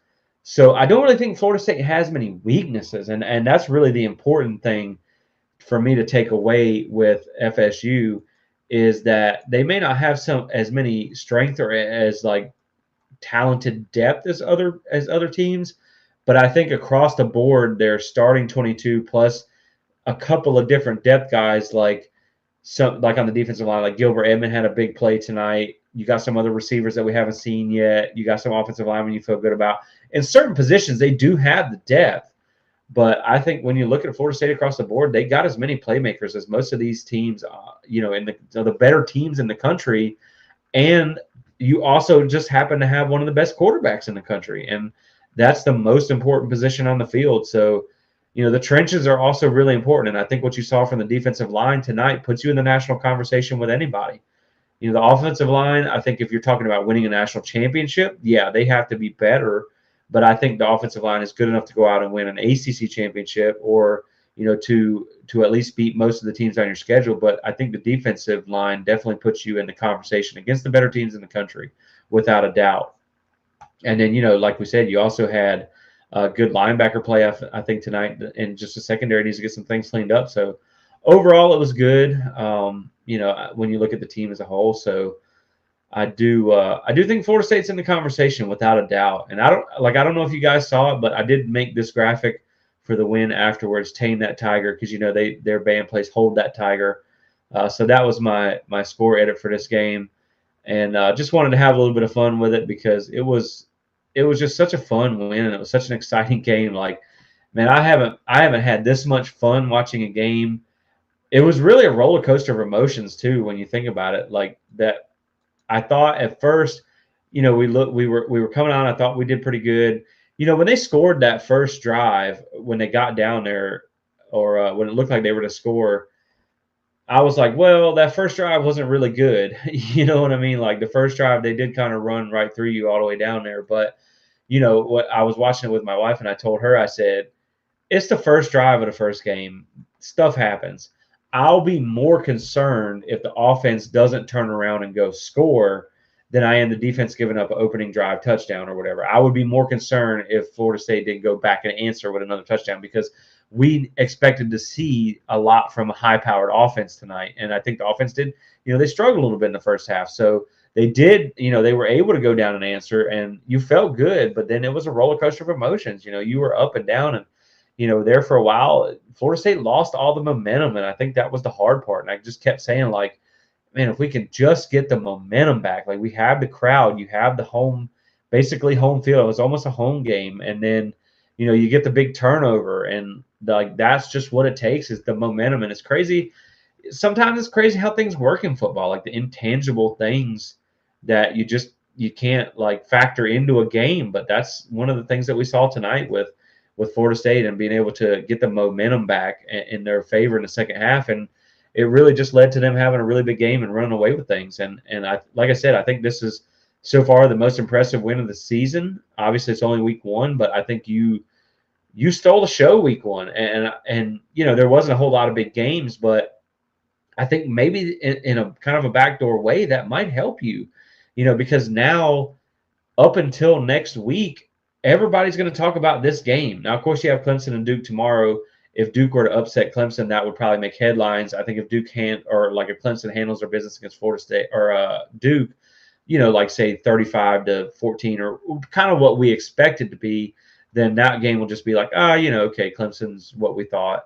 But I think also, like I said, by not having a ton of other big games to talk about, the good thing is Florida State steals the limelight now. So you're going to be talked about all week across all the platforms. Come game day next week, they're going to talk about Florida State.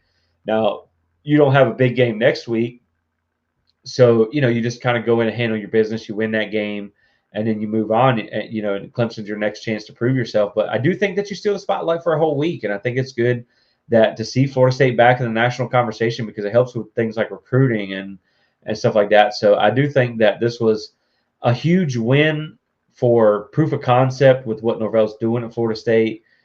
It's going to help with recruiting. I think it's going to help the players believe in the buy-in even more than it already is, but I don't think that's an issue to begin with. We obviously know that. But you also get a lot of a spotlight on this program for an entire week, and I think that's only going to benefit FSU. So this was just an absolutely huge win. And, I'm sure they're going to capitalize it on the recruiting trail and getting ready to go forward with the rest of the season. So, yeah, I mean, it was so much fun. Like, I was so pumped for this game. I was just running around. I was yelling. I was like, ah, like, we're freaking back. Because, I mean, just to see them pull off like that at the end of the game, like, it was so much fun. And it was so exciting just to see them, because so many times, like, we saw Florida State with the opportunity to go on these big stages and handle their business, like with the Notre Dame game we talked about in the pregame show, where they had them on the ropes. They had the upset there, and then they let it slip away. You had all these opportunities where you let it slip away. You let them come back on you last year and almost win the game. But this year, you just handled your business. Like it was nice to see Florida State live up to the expectations that they had and go in there and they made mistakes early, but they stayed in the game, and then they were able to just come out in the second half and smack LSU around. And like I said, that to me that is definitely that was definitely a huge win for this program. Just a statement win. The post game caption I said was Florida statement, and I think that's the headline for this one. Like, yeah, man. I mean, let's go. Like, I was so excited. Like, I was. It was so fun to be an FSU fan tonight. Like, I think everybody, the college football world was put on notice tonight that Florida State is for real, and I don't think anybody can say anything. Like, you can't pick this apart. You cannot pick this win apart in any way, shape, or form. I think like even when you talk about with Colorado and is TCU overrated, maybe you could say like I saw some people asking like is TC or is LSU for real? I don't think LSU is a bad team at all. I think LSU is a good team. I think they're gonna have a good season. I don't think it's a TCU type of situation. I think LSU has a lot of weapons. Jay Daniels had a really good night. Neighbors is a good receiver. Kyron Lacey had a lot of opportunities. He just dropped a lot of passes. I think LSU is going to have a good season. Their defensive line looked pretty good. I think Florida State did a great job against Harold Perkins. Like we talked about, everybody from LSU said they were going to be able to just, he was going to come in and wreck this offense by himself. And you really didn't hear his name called a whole lot tonight. I thought Florida State would be able to scheme around him, and I think they did a really good job of that. Yeah, the goal line stand on the first drive it really will be one of the most pivotal plays or series in the season. And honestly, I think it's really whether they win the championship or not. Like, yeah, I do. I do think no matter what happens the rest of the season, I think this was one where Florida State had to go out and get it. They had to make it happen. Like there's so many times in the past, where we saw a lot of Florida State teams would fold in the past. They would get down, and then once things got out of hand and came off the rails, like when they went down and it felt like you might have been in trouble. You know what I mean? And then for them to get that goal line stand, to me, it was just it was a statement by this team to be like, no, like we are not the same Florida State. This is not the way we're going out. And I think it was really impressive in a game where you came into it thinking that our offense is going to be good. You know what I mean? Like we expect the offense to carry them throughout the season. And in the first half, it was the defense that carried the team. So to see that you don't always have to score, like they didn't need to score 40 points to win. Maybe like I'm still up. I don't really. I know that the garbage time touchdown counts. I think Florida State might have already been like it's already in the bag, so maybe they just kind of half butted it on that one. You know what I mean? So if you look at it like if they really truthfully could have held LSU to around 20 points, we'll just call it in the middle. You're holding LSU to around 20 points, and LSU is going to be one of the better offenses. They're not the best offense that they're not the best offenses you're going to see this season, but they're going to be one of the better offenses that you're going to see. So they are like I don't think Florida State had any top 25 offenses last year, but they had a couple in the top 35, and LSU was one of them. So they're going to be one of the better offenses that you see this season, and to be able to hold them to 20-ish, like I know it's 24, but we're talking about the garbage time touchdown here. If you can hold them to like 17, 20 points, then your defense really kind of won you this game. Like I know Florida State came back and they ended up scoring 45 points, but it was nice to see them be able to come in, and the offense made a lot of mistakes and the defense kept them in the game. And then in the second half, the offense really took over, and that's when things got out of hand. So if you can get that level of play from your defense throughout the season and clean up the mistakes in the secondary, and the offense gets in rhythm, like watch out, Florida State's going to be dangerous. Yeah, that is really huge when you talk about the offensive line and having depth. I think that, this is where we think they have 8 to 9 guys that you feel really good about. And I also think when you go through the next few weeks and you have games against Southern Miss and Boston College where you can kind of get your twos some reps, like you'll be able to get the ones some reps and then you'll also get them some rest, because it's hard to do any kind of contact sport like that at the size these guys play at 6'6", 300+ pounds. It's hard on your body. It's like, if I stand up too long, my back hurts. You know what I mean? So like, imagine having to run around and play 70 snaps at 300 pounds. Like that's hard. So you now are able to get them more rest, knowing that you can bring in those depth players that have the talent as well. And then the other thing is, like, say a guy is banged up a little bit, where in the past those guys had to play for Florida State. Now you can bring in someone off the bench where there's not a whole lot of drop off, and you can let that guy rest, so you can have your starter back when you need it. And then at the same time, you also have the younger guys that are still coming up that maybe you don't even consider in the rotation. Like Julian Armella is a guy who I think once he gets a little bit of experience and once he gets a little bit of playing time, he's going to be a guy that's going to be able to make an impact for you. But again, like I said, there's a lot that the depth does on offensive line, because when we talk about winning, like championships and things like that, one of the most crucial things is depth in the trenches. Look at Georgia last year, where they had their offensive lineman, their 4-star tackle, get hurt in the national championship game. Well, what did they do? They brought in a 5-star off the bench. Now, it was Sims, so I hate to even bring that name up, but or Mims. So like that's the type of depth that you need to win a championship. And while Florida State doesn't have necessarily like super high end guys on the offensive line, the thing is, I think your gap between the ones and the twos is a lot smaller now. But that doesn't mean like they're bad. It just means you have kind of like the same level guys there. And I think the most exciting thing about the offensive line too is the younger guys are the most talented on the roster.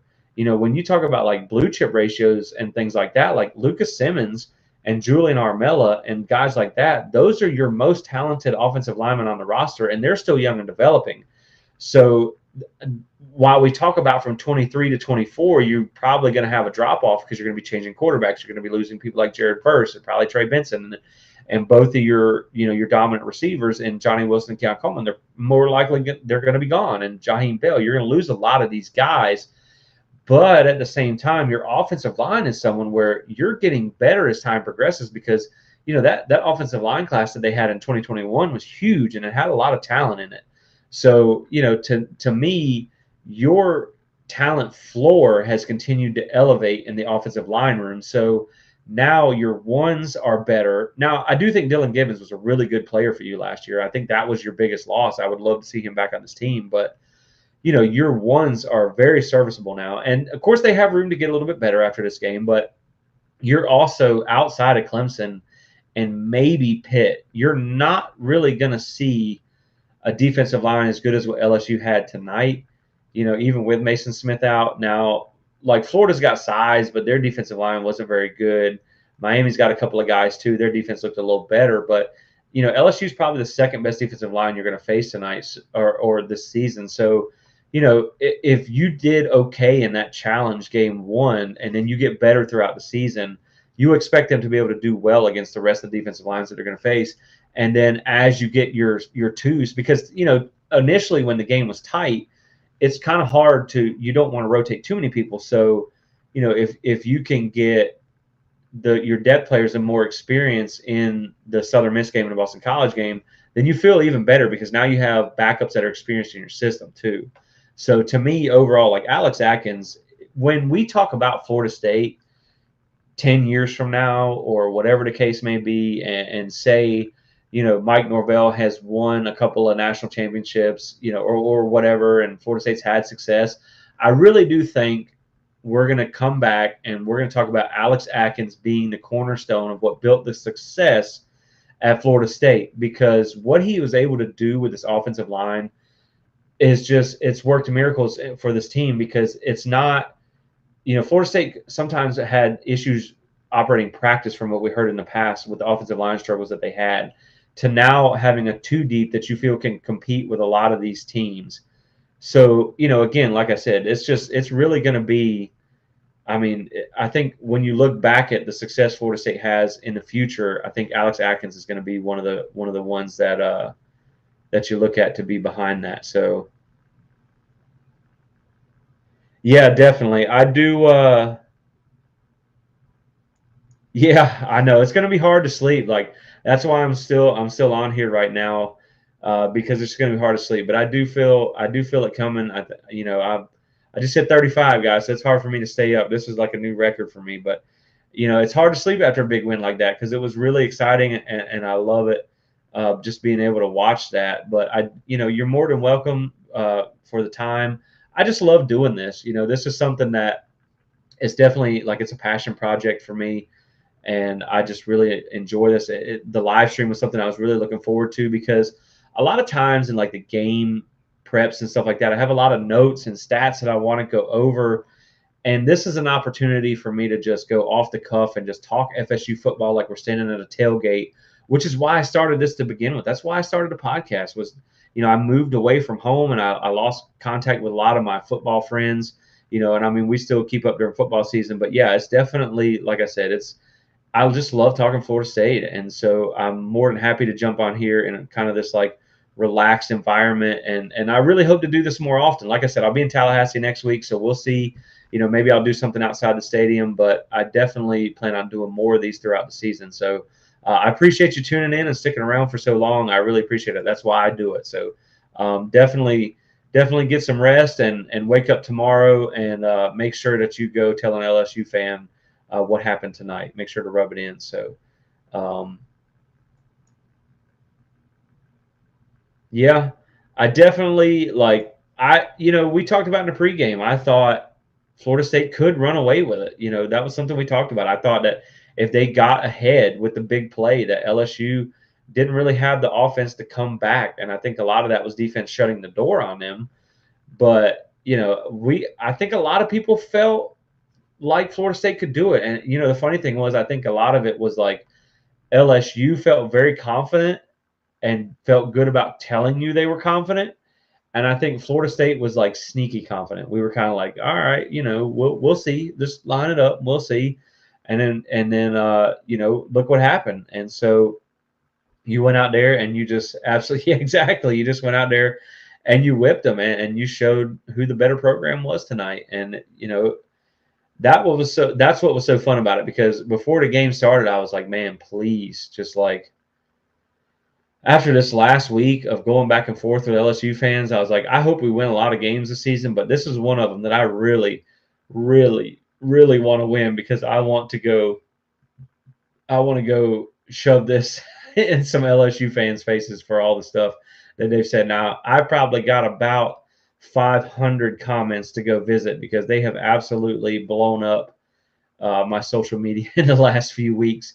But it's going to be fun because I got time. I promise you that. Like we got Southern Miss coming up. It's not a huge game there. I mean, we're going to do, of course, pregame and stuff like that for it. So we're going to have coverage of it. But I'm going to make time on Monday. I'm going to clear the schedule. So I'm going to have to go to bed here in a little bit so I can wake up and revisit some of these comments, the ones that haven't been deleted anyway. So yeah, I mean, there's just a lot of exciting things coming, and I think this was the start of that. You saw the season come up, starting with a top 10 win or top 5 win. That was huge for Florida State. You feel really good about the momentum of this program, and I'm just really excited to be able to talk about it with you guys. I got some really exciting things coming up in a couple weeks. I'm going to be in Tallahassee next weekend, so I look forward to that. And then I got a really awesome guest I'm hoping to have on in a couple of weeks, in about 2 weeks. So you guys are going to love that one. I can't wait to share the news with you there. I want to make sure everything is for sure, but I will give you a little hint that he is a Hall of Famer, so college football Hall of Famer and a legend at Florida State. So hopefully I'm going to have him on in 2 weeks. So that's going to be something to look out for there too, that I'm really, really excited about. But yeah, I mean, it's really going to be an exciting season. And I think the biggest takeaway is that Florida State football is fun again. How long has it been since we felt like this as Florida State fans? So, it was awesome. Like this is what we've been missing. This is what we've been waiting for, and now we have such a huge night to celebrate. We get, you feel good about a lot about the season going forward, and it couldn't have started in a better way. It really couldn't have. Beating a team that a lot of people picked against you, and a lot of people thought you couldn't beat. And I think you really silenced the doubters tonight. You really silenced the haters, and you put the college football world on notice that Florida State is, they're ready to compete on a national stage, and they have the pieces to do it. And no, tonight's game wasn't perfect, but with a little bit of improvement, the sky's the limit for this team. And I don't think there's a game that they can't win if they play up to their potential. Now, of course, they'll have to do that every week, but if they're able to do that and they're able to work on some of these mistakes, and maybe you get refs that call a game fairly, then I definitely think that the sky's the limit for this team. And so I'm definitely I'm looking forward to the rest of the season. I'm hoping that they come out and they don't sleepwalk through any games. That's what I'm hoping for. Like, I want them to run it up on the teams that they should run it up on, while also getting depth for the younger players, because that's going to be important too, because that's going to help you build for 2024. So maybe you don't see as much drop off when you have guys with a lot of experience coming in. So being able to get more experience against some of the worst teams on your schedule. And so you hope they just kind of handle business, like next week. This is a Southern Miss team that lost 30-7 to Miami last year, who was terrible, that you beat by 42. So, maybe you don't beat them like Oregon beat Portland State 81-7, but you want to see them hang 50 on. You want to see them put a 50 burger on them and win that game, something like 52-10 or something, 52-3 or whatever. Now they got Frank Gore Jr., who's a dude, so like he's a playmaker. So I don't know that I'm going to predict a shutout. Shutouts don't happen a whole lot too much in football anymore, especially if you're resting your starters. You tend to give up garbage time touchdowns, but it sure would be nice to see Florida State get a shutout, because I don't believe Adam Fuller, it would be his first one at Florida State. So that would be something nice to see at some point. Now that could happen against North Alabama later in the season, because that game could literally be 100-0. But I think you're going to see the starters probably won't even play in that one. But yeah, I mean, I just like, after seeing this tonight, I do think in week one there's some teams that are a little better than maybe I thought. Like we'll have to see, like Virginia Tech played Old Dominion. Not a whole lot of competition there. But, they did lose to Old Dominion last year, and now they come back and they beat them this year. They got Ollie Jennings, who had a big game for them. So, like, Virginia Tech looks better this year. I don't think these are teams that are going to beat Florida State, but I do think there are some teams on the schedule that are better than maybe we expected. But, when you look at what Florida State was able to do against LSU, and we'll see how LSU – I think they play Southern next week. So, you're not really going to learn anything about LSU after that. But seeing – what we saw tonight, and knowing that, like I said, LSU looked like a good team. Like, they have Mason Taylor's legit. That's like, he's a dude. I mean, they're without a doubt, that offensive line is not bad. We didn't really hear Jared Verse's name called a lot in the first quarter. So, they held their own, and I think LSU is going to be a good team. I don't think they're going to win the SEC, and I don't think they're going to win the SEC West. I think that's probably going to be Alabama. And then I think Georgia's probably going to win the SEC unless it's Tennessee. But at the same time, like, for me, I feel like when you look at, if LSU does go on to have the successful season, then I do think they were good. They looked good. And so when you have the two teams, that played tonight, they look like two of the better teams in football when you watch them play. And to me, that makes you feel better about what Florida State can do the rest of the season, because while everybody – you look at the schedules across the board, and if you just cover the teams and look at the scores, like Florida State beat the number 5 team in the country, as bad as some of the teams on their schedule beat nobodies. And to me, like that is what is really impressive. So yeah, it looks like we have another Colorado fan jumping in here. Like, we actually we don't really care about Colorado, to be honest. I mean, we don't play, and again, like I said, I give full on credit to Colorado. Whatever they did, it was impressive. Game one, it was a great win for them. I'm not taking anything away from that. But it was one game, and I think you need to see a little bit more. It was a TCU team that might not turn out to be any good. And it was only one game for Florida State, so like, I want to see them back this up with another performance. But at the same time, you're talking about you beat a number 5 LSU team by 3 scores. And had it not have been for that last second kind of garbage time touchdown, I mean, that was a beatdown. 45-17, that's an absolute whipping. You know what I mean? Like 45-24 is pretty good too. And I'm not saying it's not, but like 45-17, that's a beatdown. So I mean, I definitely think, like I said, you can't ask for a bigger way to start the weekend, start your season off with the biggest win of the weekend. And like I said, you're gonna be the talk of the town for the next week. So yeah, yeah, I definitely agree that it was a garbage time touchdown. I don't think the third string was out there yet. I honestly want to say Cypress was out there on that touchdown. I could be wrong about that, but I really do think that Florida State knew that they had won the game because it was pretty much out of reach. I mean, you would have been talking about LSU having to recover 3 onside kicks in a row and scoring on top of that. So, when I look at that, it's kind of like, I know on the stat sheet it's going to be there, it's going to count. But, Florida State, to me, I mean, you absolutely handled them.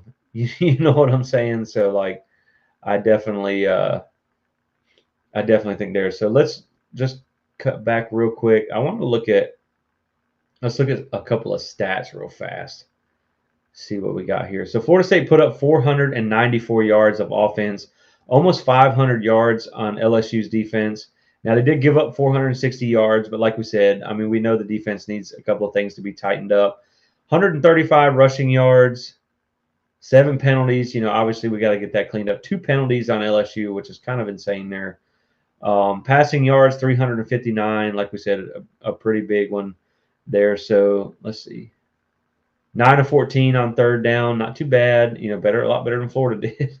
So, yeah, I mean, overall, like looking at the yardage for you to be able to put up almost 500 yards on LSU's defense in your first game of the season, which is one of the better defenses that you're going to face all year, you just really feel like this team can have a lot of success against the defenses on the schedule. And that's one of the other things too that I talked about in the season preview was I really do feel like Florida State only needs to be, like we talk about winning the national championship and stuff like that, but Florida State only has to beat right now. You worry about the teams later, but Florida State only has to beat the teams on their schedule.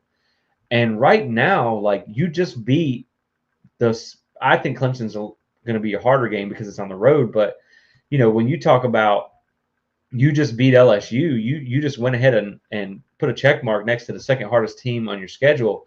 Of course, Georgia's going to be looming out there, Alabama, and those teams are going to be looming out there. But when you look at what Florida State did tonight and who's on their schedule, I mean, who looks unbeatable by this team by FSU with what you saw tonight? Like I said, I don't want to get too crazy over one game, but I mean, this was a heck of a game. So I think it's worth, this really, we learned a lot about FSU tonight. And that's what we said in the pregame. That's what we were talking about was we're going to learn a lot tonight. Yeah, we talked about that earlier. I think Florida State's probably, I would maybe be shocked if they went into the top 5 only because, it just depends on, I don't know, man. You know how last year when Florida State won, the narrative turned into LSU wasn't a good team anymore, and the excuses came out, and then they end up winning the SEC West.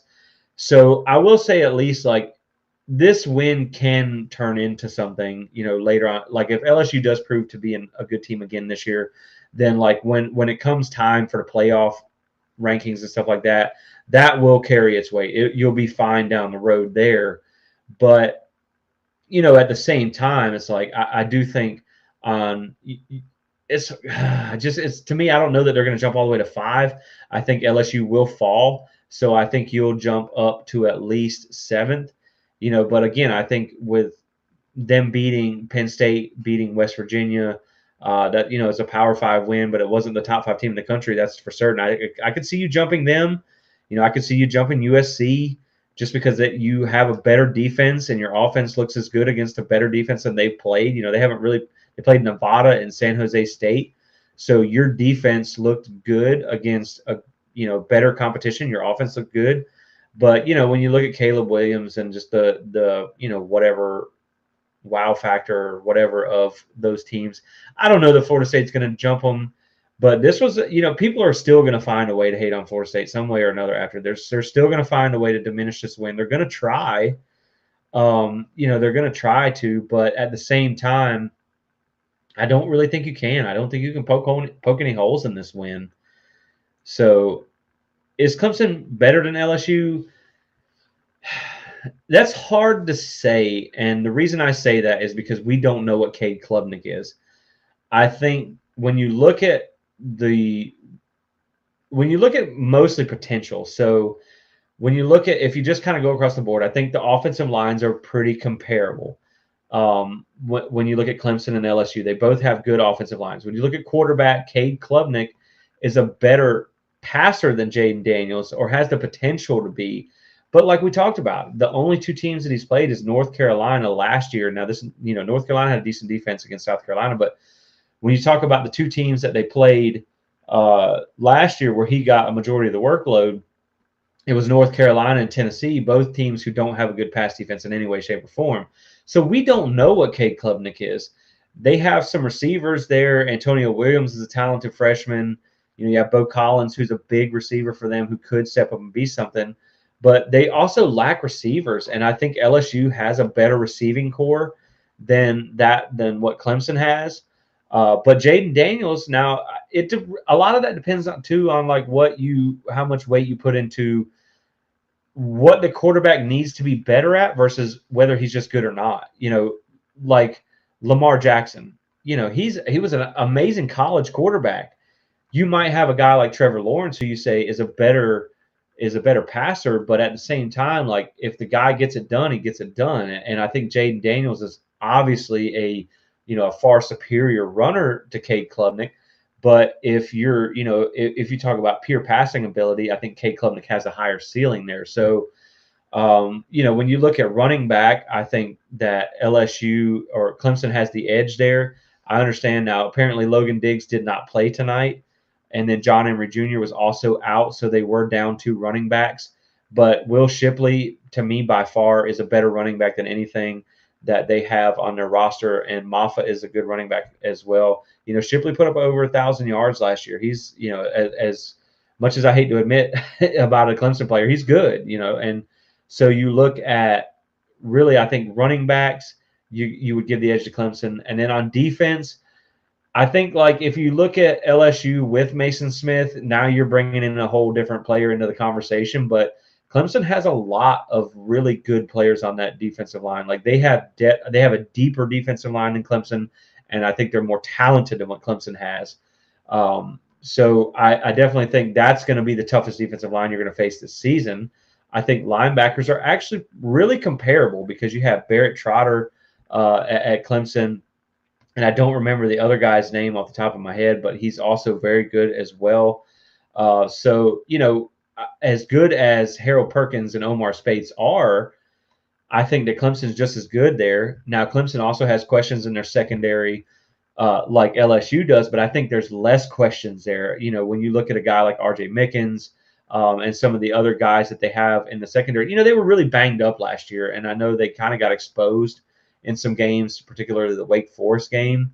But I do, like I said, I think overall the talent level at Clemson in the secondary is better. So to me, I think they're really two comparable teams if we're being honest. But I do give the edge to Clemson. The difference is you have to play Clemson in Death Valley, whereas you got to play LSU in what turned out to be a de facto home game. And I really think that's something too to say that's impressive about Florida State, like as far as the program, the belief behind the program, the fan base, and the support that they have is, you went into Death Valley, or not Death Valley, the Superdome. You went in there last year, and you basically made that a 50-50 game where they thought they were going to have, I saw on some LSU message boards, they thought it was going to be 70-30 on your crowd split. You went in there and made it a 50-50 game, and then you turn around and come into Orlando, and I don't know how many LSU fans were there, but it sounded like 80-20 at least. So, the support is there. And like, I said even again in Southern Miss next week, first game in Doak, coming off.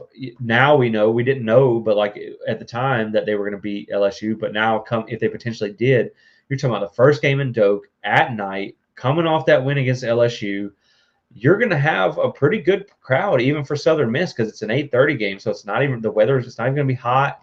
So like I do think that you're going to have a good crowd there. And then say you beat Clemson, or even if you don't, but say you beat Clemson, you don't have another home game till Virginia Tech, and that's after the bye week. So by the time that game comes around, that's early October. Fans are going to be hungry.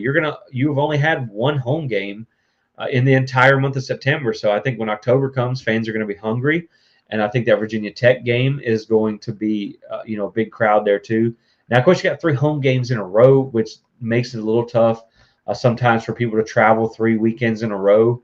So, maybe I don't know how the crowd will look all 3 weeks, but I do think the better you get. That's something we saw back in 13 and 14 when Florida State was good. You saw record numbers of tickets being sold and season tickets and stuff like that, which, all that snowballs into success of the program. You're putting more money in the program. You have more booster support. You have more season ticket sales.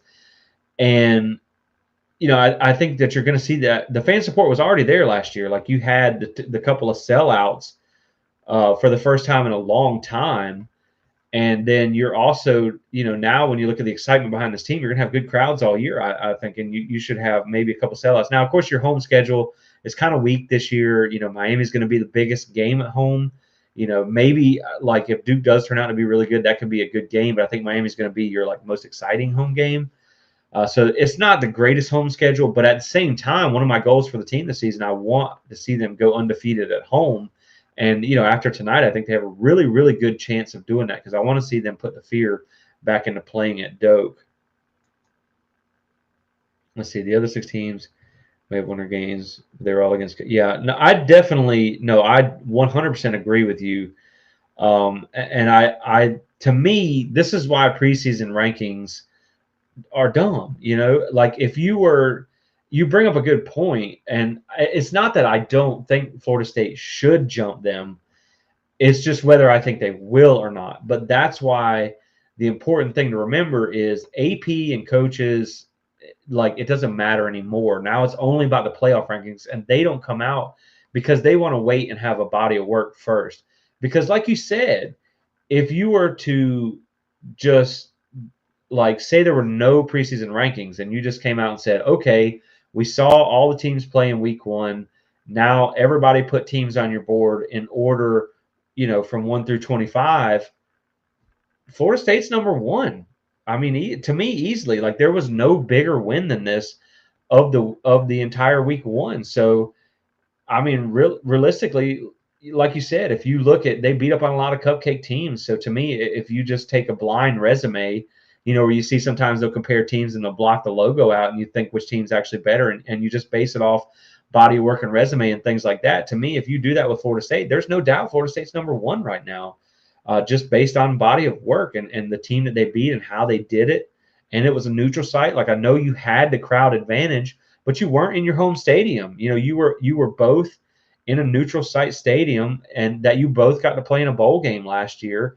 So you can't necessarily say that like Florida State was more familiar with Orlando or whatever. So, it's still a neutral site game. And I think that's maybe not as tough as going on the road, but it wasn't like you won a home game either. And so to me, Florida State has the most impressive resume in college football right now. There's some bigger games next week. You got Alabama and Texas. That will be one that I think will determine some things above you. Now, Texas is ranked below you. So if they lose, it doesn't really help you. And if they win, you might have to watch out. Hopefully they don't jump over you. But yeah, I mean, I have no arguments with thinking that Florida State technically, based on what they did in week 1, should technically be the top ranked team in the country. And like I said, I mean, you look at USC, like we talked about, they didn't play anybody. I mean, they really didn't beat anybody. Now, if we let's look forward to next week, just kind of talk about, see what's on the docket for next week, see where Florida State maybe can go. So, of course, we know they have Southern Miss. You got Vandy Wake. Georgia plays Ball State. That's not anything there. Ohio State plays Youngstown State. That's another cupcake. Penn State plays Delaware. So, I mean, really, you look to like the teams above you. There's 1, 3, and 7 all play cupcakes the next week too. Now, I understand Southern Miss is not a great team, but they are at least a Sun Belt team, and they're 1-0 right now. So, like, at least it's not like you're playing North Alabama. Like, that North Alabama game ain't doing it isn't doing your strength of schedule any favors. But Southern Miss is not like you're playing North Alabama. It's not an FCS school. It's not Ball State. It's not it's not Delaware. It's not Youngstown State like you have some of the other teams. So, it's even in week 2 you'd have a better resume than Penn State. So I definitely could see you jumping them there. Let's see anybody else near you that might be ranked. Let's see, Clemson plays Charleston Southern next week. But I don't think they're going to jump you either by any means. Michigan plays UNLV again, kind of a nobody game there. Again, like nobody's playing anybody. It's kind of crazy that there is just not like there's just no good games. Like, why does nobody plays anybody? And the funny thing is, like, a lot of people talk about when Florida State scheduled these games, and then you scheduled the games like against Alabama and Georgia coming up in the future. A lot of these are becoming like, people say that you don't need to schedule a lot of these games because if you just win the games, you'll find yourself in the playoffs. But also, I do think, like, going forward next year with a 12-team playoff, if say Florida State lost this game but still won every other game on their schedule in a 12-team playoff format, you're still 99% chance you're in there. So I do like the fact that you have these more challenging games. Maybe it would be nice to have a tune-up, like maybe you play Southern Miss before you play Alabama and Georgia in those season openers. That would be nice, but at the same time, like, if Florida State would have lost this game in the fashion that LSU did, I think you have a pretty tall mountain to climb with the schedule that you have ahead of you. But getting this win now puts you in the driver's seat to be looking like one of the best teams in the country. And then, like we said, you have Alabama and Texas. That's going to be a big game. Maybe if Texas upsets them, then I don't think, like, they're probably not going to beat Alabama like you beat LSU, and Alabama beating LSU or LSU beating Alabama last year. I don't see Texas like jumping you for winning that game, unless they beat them like 50-10, and that's not going to happen. So I don't think you have any danger of being jumped by Texas, even if they win that. But if they knock off Alabama, then that could be another spot that maybe you could jump up there. So I think right now, like you said, if you go off blind resume, now here's a sneaky good game. Or oh, never mind, I was looking at it wrong. USC and Stanford play next week, so that's probably gonna be a blowout too. But like I said, I think if you look at blind resume, Florida State deserves to be number 1 or number 2. But I just don't know how much they're going to jump people. But you never know. They might shock you. Like, people might really take this game to heart. They might have watched it with 2 really competitive teams with a lot of great athletes, and Florida State put it on them. I could definitely see Florida State jumping Penn State and USC, and at least going up to the top 5.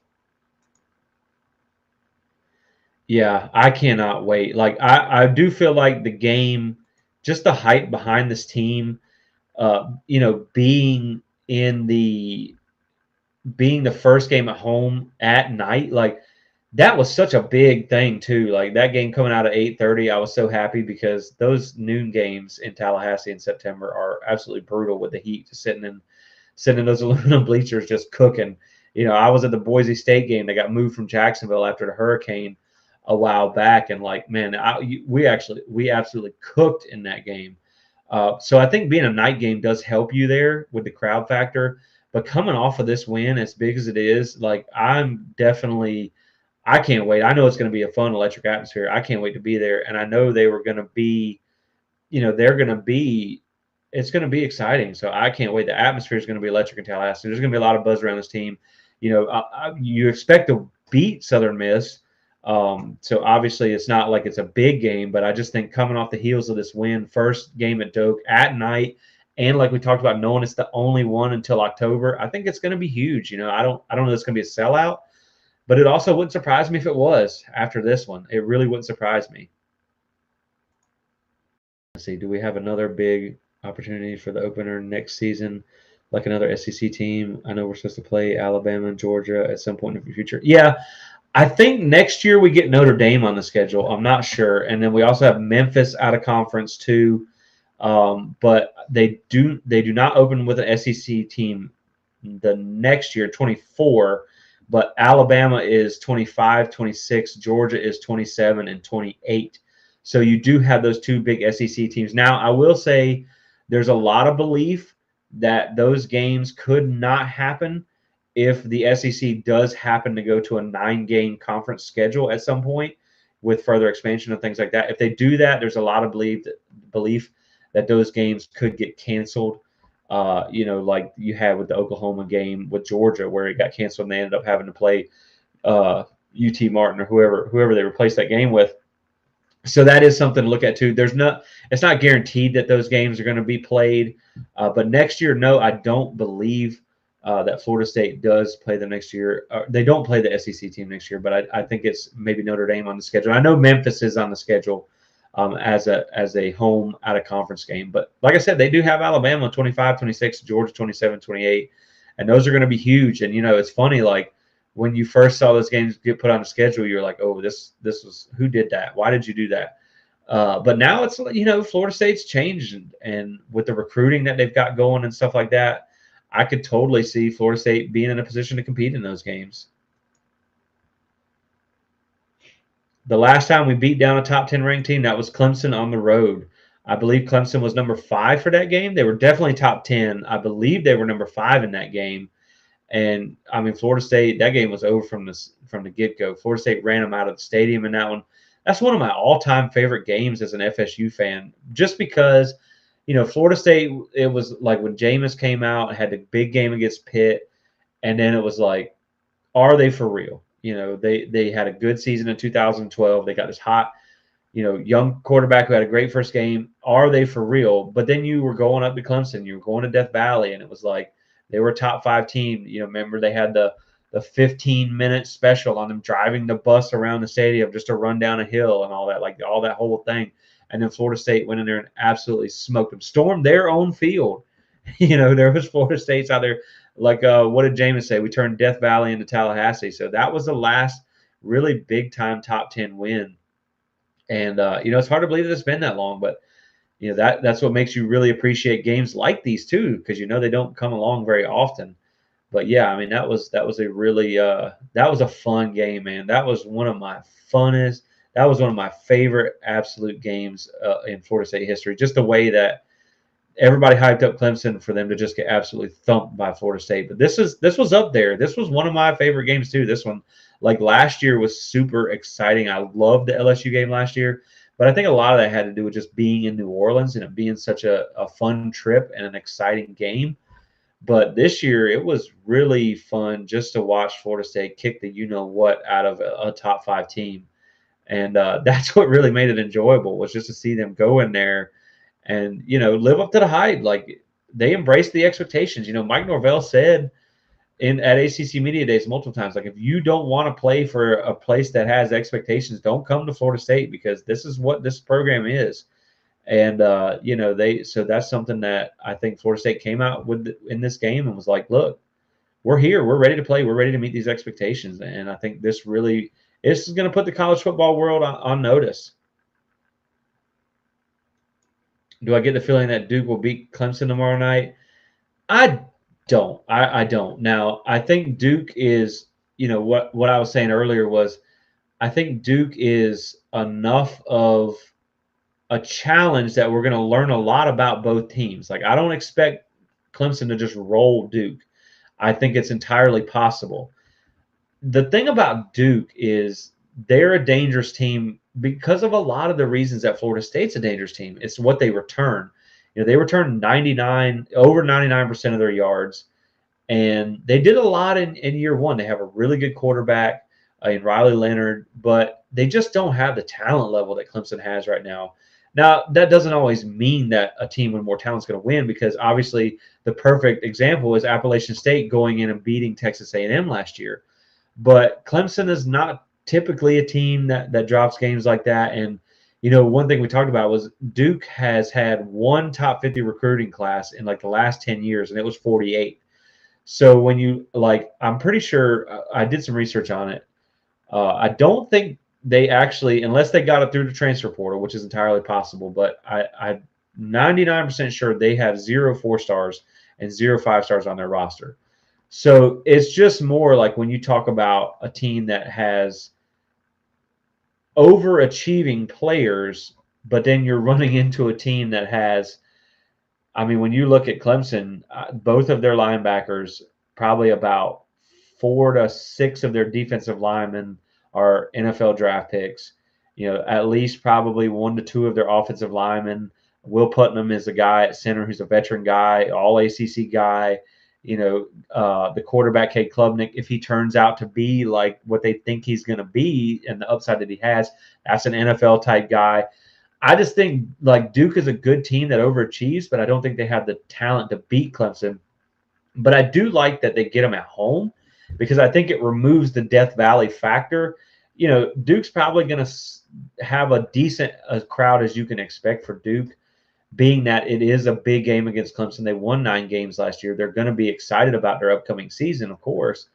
But at least now you don't like it. It's just hard to win in Death Valley, and so now it's like you would expect it to be a little uglier if it was at home.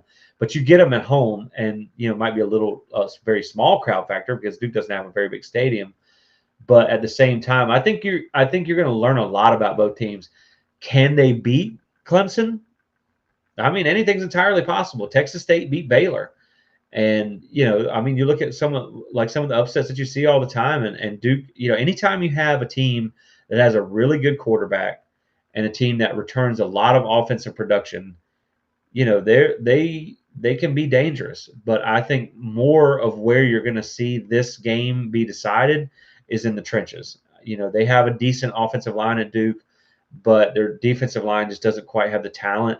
But when you look at a team like Clemson that has like 4 and 5 stars across both lines of scrimmage, that's where you're going to see a team like Duke lose this game more than likely. Now, I would like to see a good game. I think it would. The hard thing about that game, to be honest with you, is like if that game, say it ends up being 31-20 or something like that, what do you take away from that? Like, is that more Duke is better than maybe we thought? Or is Clemson more beatable than we thought? And I think that's why you have to watch the game to see how it plays out, you know, to see if it's like a fluky game with turnovers or special teams plays or things like that, you know, to really kind of know, you know, what ended up being, how the game ended up playing out that way. But I don't think that Duke's going to beat Clemson, but I do think we're going to learn a lot about both teams compared to in the past where Duke would just roll over Clemson and it would be you know probably a no contest type of game. So I think we'll learn a lot about both teams tomorrow night. I'm going to tune into that game. I'm definitely interested in it. You know, I would like to see Duke challenge Clemson because it would make me feel better about Clemson. It might make you feel a little worse about Duke, but you know you have to go play Clemson in Death Valley and you get Duke at home. So you know, and seeing what Florida State did against LSU, you know, to me, like I want to see Clemson. I want to see Clemson play. I'm very, very, very interested in seeing what Clemson does tomorrow night because my opinion changed a little bit about Florida State. There was a lot of mistakes in the first half that have to get cleaned up if you're going to go win at a place like Death Valley. But 100%, like with what Florida State did tonight, if they can play like they played in the second half of this game, I mean, you know, and the way Clemson has been a little bit beatable lately, I definitely think that they have an opportunity to go up to Death Valley and beat them. You know, it's just they're going to have to bring their A game. There's no doubt about that because they're going to be hard to block with Clemson. But if you can bring your A game, then the sky's the limit with this team. I mean, I didn't expect them anytime. You know, we'll see. Like I said, we'll see how Clemson or LSU plays out over the course of the season. You know, because in the preseason or in the pregame show, we talked a lot about how some of the teams that LSU beat last year started looking really good, like Ole Miss. They were 7-0 whenever they got beat by LSU, but they really didn't beat anybody good. The only team they really beat that was worth a flip was Kentucky. So, like, did they start top 5 because they beat Bama last year and they won the SEC West and they're in the SEC?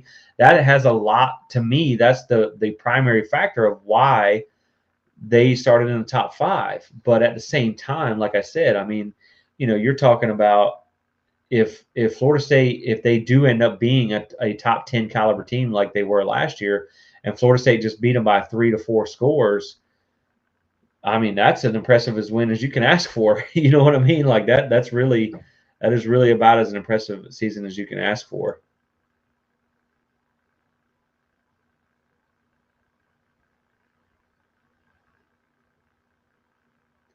Yeah.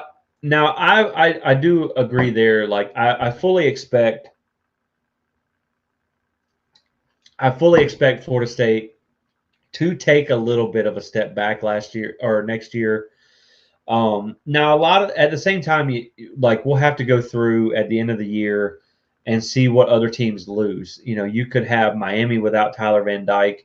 You're going to have Cade Klubnik back at Clemson, so because he's only a sophomore, so he's going to be back.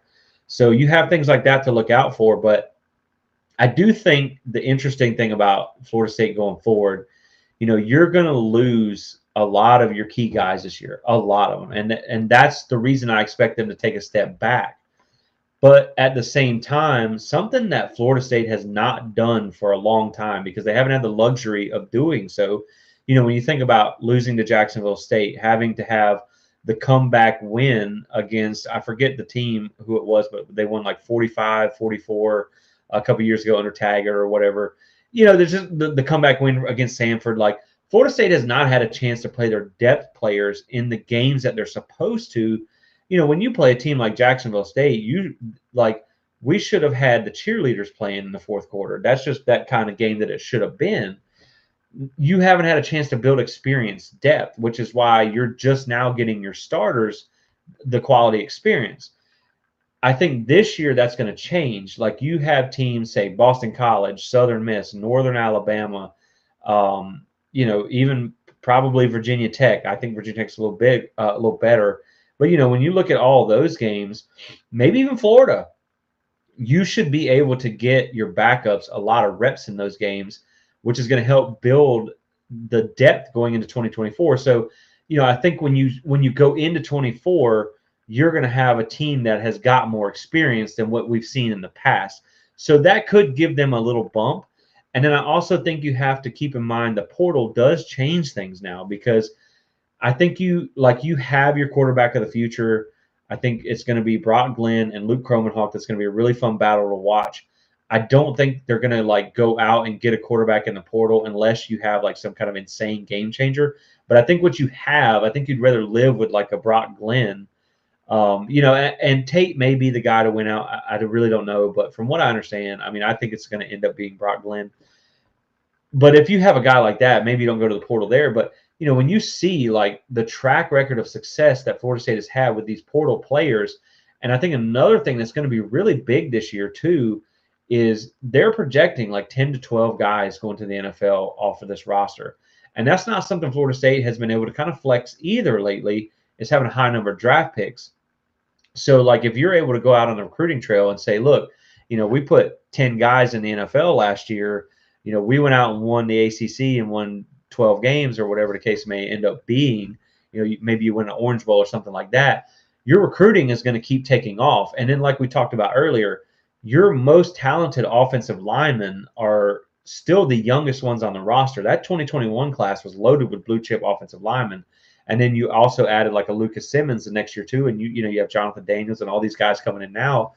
But like I think the trenches are going to continue on the offensive line to get better as far as that goes. And you have a quarterback situation that's going to take a step back, but you're not in the situation that you were before. You know what I mean? So it's not as dire straits.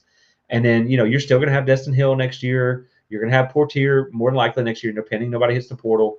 But the success that you built with these transfers, because the thing is, like Mike Norvell, when they bring in transfers, it's not like they just bring them in and then they don't do anything. Like it's easy to sell Jared Verse coming to Florida State when you point to Jermaine Johnson.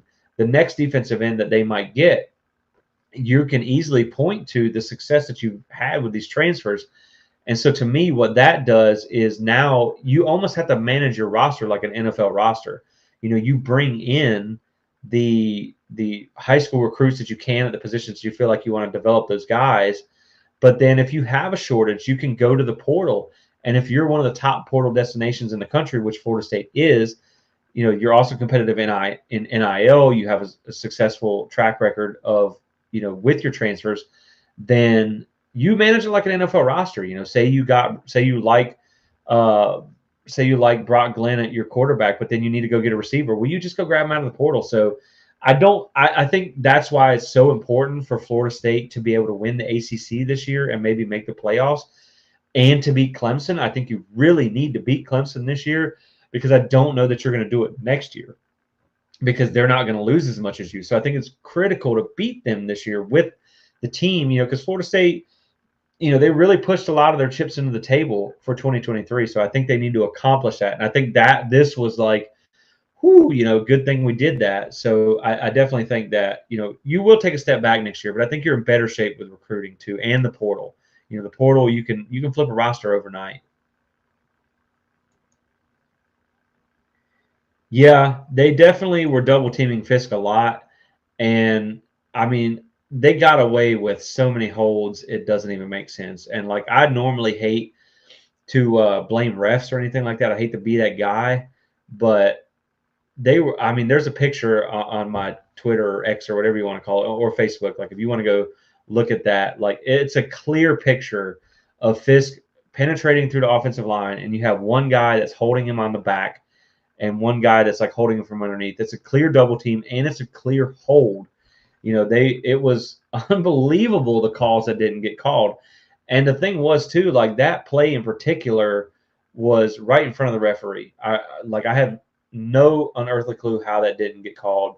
There was a blatant call or a blatant holding call missed against Fabo, like just a couple plays later. I think it was like the next drive, and so you had a lot of holding calls. So like, I do think the defensive line maybe didn't look as dominant as they could have had they have been calling those holding penalties, because I think it did kind of hold back what they could do. But he did get double teamed a lot. But I still think he made an impact on the game. I mean, anytime you eat a double team, that leaves someone else a mismatch too. And I really do think, like, coming away from this game, I think my top two takeaways was Keon Coleman is legit, and he was the biggest portal addition you could have got, and he is a game changer who's going to change the outcome of this season. I think he is a guy, if it wasn't for Keon Coleman, you probably don't win tonight. So, if you talk about like how many wins is Keon Coleman worth? Well, he was worth one tonight. So I think he's a guy that's going to win you a few games this year. And the other takeaway was how good the defensive line was. I think this defensive line, they have size. They look big. You know what I mean? Like, they look big on TV or whatever. They look like they belong a Power 5 defensive line. So I think the defensive line was one of my takeaways tonight. Other than getting held, I thought they made good plays. I just think that, LSU's offensive line was billed to be pretty good. So, they were going to hold their own. I mean, look at Will Campbell. Like, he was a freshman All-American. He was an All-SEC type player. So, I thought their offensive line might have been a little overrated, but they were good. So, yeah, I 100% was yelling at my TV a lot. Like, yeah, I mean, there was a delay of game, and then the offensive pass interference was questionable as well. And the late hit that was missed on Jordan Travis when he slid. And, yeah, maybe it was a weak call. You could say that too. But at the same time, like, there was some pretty weak calls that went against Florida State as well. And, when you have, like, it's one thing when you make a bad call, but it's one thing when you make bad calls consistently for one team and not the other. If you had blown calls for both sides, then you live with bad officiating. But the fact that Florida State had 6 penalties in the first half, crucial penalties that hurt them, and then you had LSU had literally 0 penalties in the first half. Like, that's unbelievable. I don't even know how that happens, especially when there were so many blatantly obvious ones in front of the refs. But it's like, that really did change the outcome of the game, because LSU really didn't do anything in the first half without the refs being involved. A lot of their points came off drives that got extended by bad calls. And so, if you look at the officiating had been fair in this game, it could have really been ugly. I mean, it could have been like a 52-10 type game. And I know that sounds like, maybe exaggerating a little bit, but I don't think so, because If you look at, and that doesn't, now I'm not saying that Florida State was not guilty on some of their calls. They had some stupid penalties that you have to clean up with the late hits and stuff. Like, you just have to know better. I get sometimes when you're playing and it's in the middle of competition, you kind of lose track of the whistle and things like that. But you have to know when a guy gets close to the sideline. You have to know when there's four guys wrapped up and the whistles are blowing. You got to just let him go. So those are things, those are mental mistakes that will get cleaned up and they will get addressed. But at the same time, like, I think if you had a fairly officiated game in the first half, it could have been more of a blowout than it already was, and without a doubt. Yeah, I really don't think that's going to happen. The only reason I say that is because 247, somebody from 247 did put out today that I think they because they had all the politicians that sent the letters in and whatnot saying that they thought they should overturn it, and then I guess the NCAA sent them back a letter today that was like, you know, it was kind of a smug letter, to be honest with you, and it was something about like, um, his goal was to be closer to home, and now he is closer to home. He'll just be eligible next season.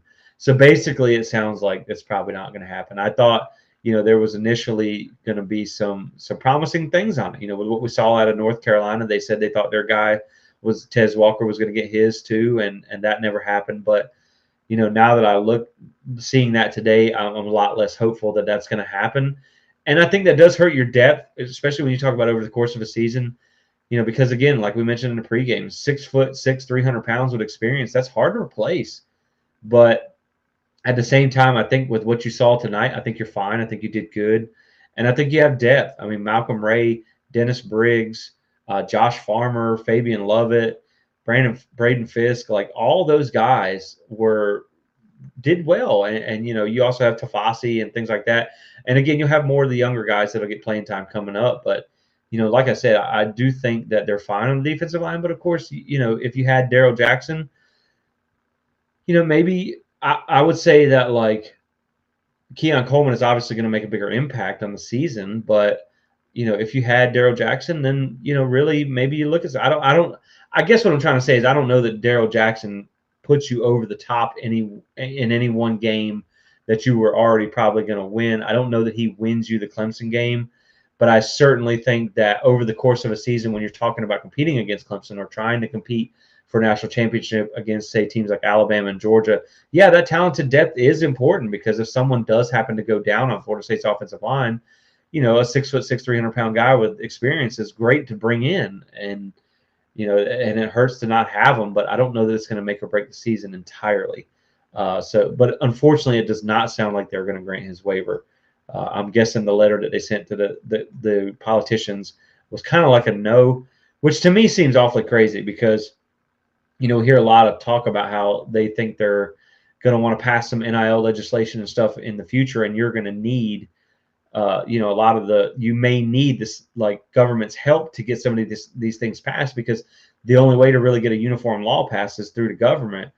But now you kind of pissed off half of them. So it seems kind of like a dumb decision by the NCAA, but what decision do they make that's not dumb? So I guess it's just par for the course. But it is a loss. I mean, it hurts, but I guess what are you going to do now? The thing is with Jackson, like with his size and the year of tape that he does have on Miami, I don't know that he's going to come back. You know what I mean? He could easily declare for the NFL. He does practice. He still does practice, so at least it does give them, another body in practice to maybe keep the wear and tear off of some other guys and still give you a challenge. Now it would be excellent if he decides he wants to come back next year. Maybe that's somewhere the NIL makes a difference. Maybe you can give him enough because he's not really going to be like a high draft pick. But the NFL goes a lot off potential and what they can be, and he has the size and mechanics to be something. So like maybe you can NIL put something in place where you can get him back next year, and that would be huge for your defensive line too. When you're talking about losing Fisk and Fabian as well.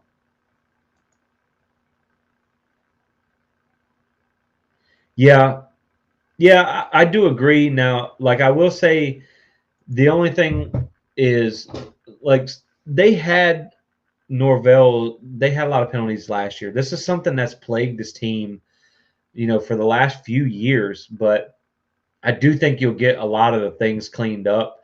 You know, the thing too is like when you look at Jaheim Bell, he dropped one that hit him in the hands, but he had a over 80% catch rate at when he was playing the tight end position. So, could that be first game jitters in a big game? Because it's not like they were taking on Duquesne this year where it really didn't matter. You had a big game with a big crowd on TV. A lot of things. You're on a new team and a new system. You just a little uncomfortable. So it was uncharacteristic, and a lot, and some of the like even the throws that Jordan Travis made that were like, whoa, where did that come from? What were you thinking? That he's lucky that only one of them ended up in an interception. That those were uncharacteristic, and those are things that from week 1 to week 2 you'll get corrected. And the good thing is, like, even if you have to hammer out some more mistakes in the next 2 weeks, you should be good enough to overcome those mistakes, and then hopefully you have everything cleaned up by Clemson.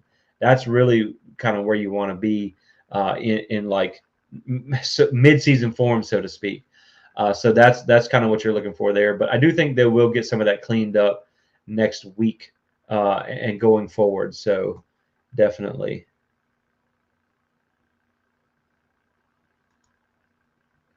I don't really cover basketball, but I would like to do more of it this year. I think the biggest holdback for me on covering basketball, and it's not because they were bad last year. Like I love FSU basketball, I love to watch it.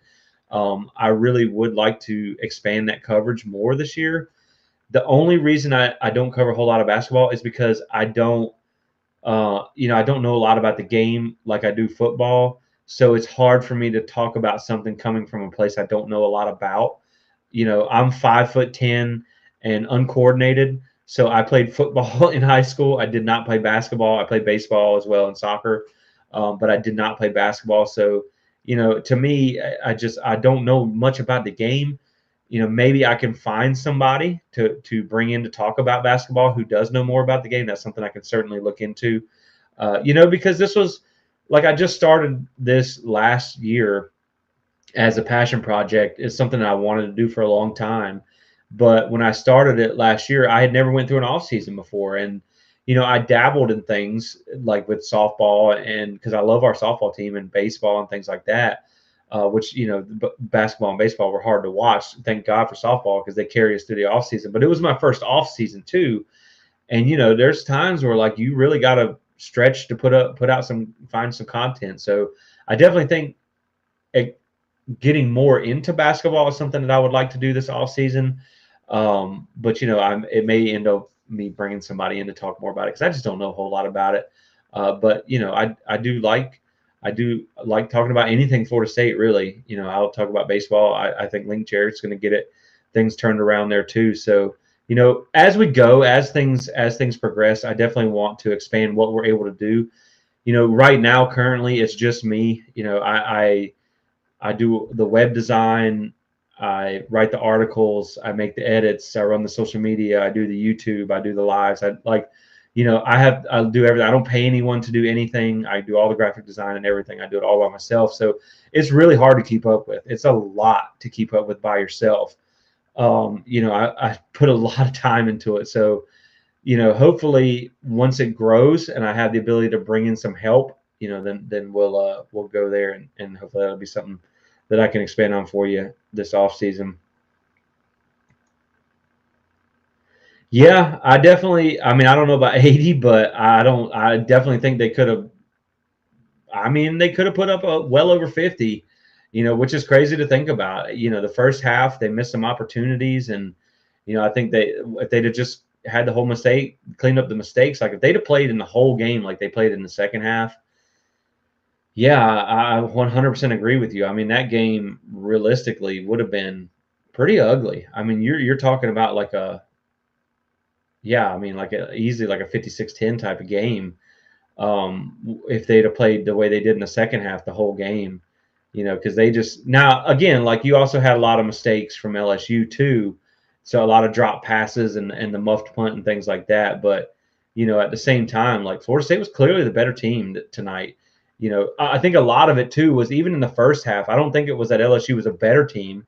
I think it was that Florida State was up against the refs, and on top of that, not only were they up against the refs, but they also were shooting themselves in the foot left and right, and so they weren't able to really get things going. But at the same time, when you saw as bad as Florida State played in the first half to only be down 3 points and getting the ball back, that speaks to how good Florida State is this year, that you can play like crap and still be right there.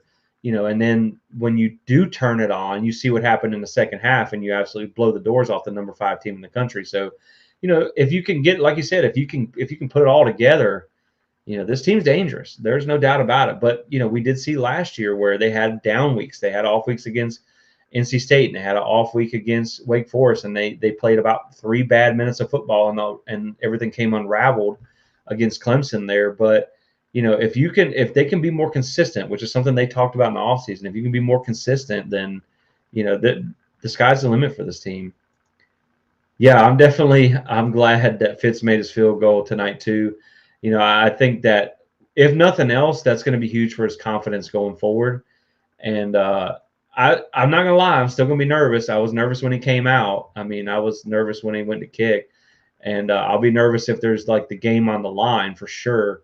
But at the same time, like I think it's good for his confidence. So I do like that he was able to make his kick too. We didn't see Keltner, and they do have depth now at least at kicker if things do go sideways. But yeah, I think it's big for someone who struggled last year to come out and be able to make his kick and get some confidence going forward. So, but yeah, I mean, overall, like it was just a really, man, it was just, you can't beat this week one. I mean, this was huge for Florida State, and obviously that's why we're still up talking about it now. But I do think we're going to go ahead and kind of wind things down a little bit. I do appreciate everybody tuning in. We're just past 2:30 in the morning, and I've really enjoyed being up talking with you guys, talking about FSU. Half the people who are on here probably already fell asleep, and we're coming up on 3 hours, so that was one heck of a post game show. I just still had the adrenaline pumping from the win, so I was obviously still hanging in there, still awake and whatnot. But yeah, so hopefully, before we get there, yeah, we'll touch on that. I did talk about Wake Forest earlier. I don't think you can. I don't think you can just assume you're going to beat any team. Wake Forest has some good receivers because, again, like we talked about LSU, football is all about matchups. And when you look at where Florida State struggled tonight, it was in the secondary. But you look at Wake Forest, and where's their most returning talent? It's at receiver. They have, I think it was 4 wide receivers that went over 400 or 500 yards last year. So they have some guys. I mean, they have some guys, but what they played Elon week 1, so that's not really much of a test. But their quarterback Mitch Griffith, he did have a good game. It was against a nobody, but to me, no, I don't think you can overlook Wake Forest. But I think like with Sam Hartman being gone, and A.T. Perry is another guy. He was their leading receiver, 2-time 1,000-yard receiver. With him being gone, and then that offense got gutted. They lost their number 2 back. Their defense has kind of struggled to even really get talent. I don't think they're going to have a problem beating Wake Forest this year. But, you can't overlook any game, and you do have to go up there, I believe. So, yeah, it's a road game. So, you got to be on the road, and they will have a few games because it's later in the season. They'll have a few games to get in rhythm, to get that young quarterback experience. But I do think seeing Hartman have the success that he's had so far at Notre Dame, even though they've played some not so great teams, to me, seeing him have that much success outside of that slow mesh offense does tell you that like he's a really good quarterback. He was a generational quarterback, all-time passing leader at Wake Forest. So, there will be, that's hard to replace. Anytime you have your all-time passing leader in school history leave, that's going to be hard to replace. And I will say, I think I put it in the pregame or in the Wake Forest breakdown that I think they only had like 1 or 2 winning seasons in the 10 years before Sam Hartman got there. So I definitely think that they're going to take a big step back this year once they play better competition. Yes, definitely.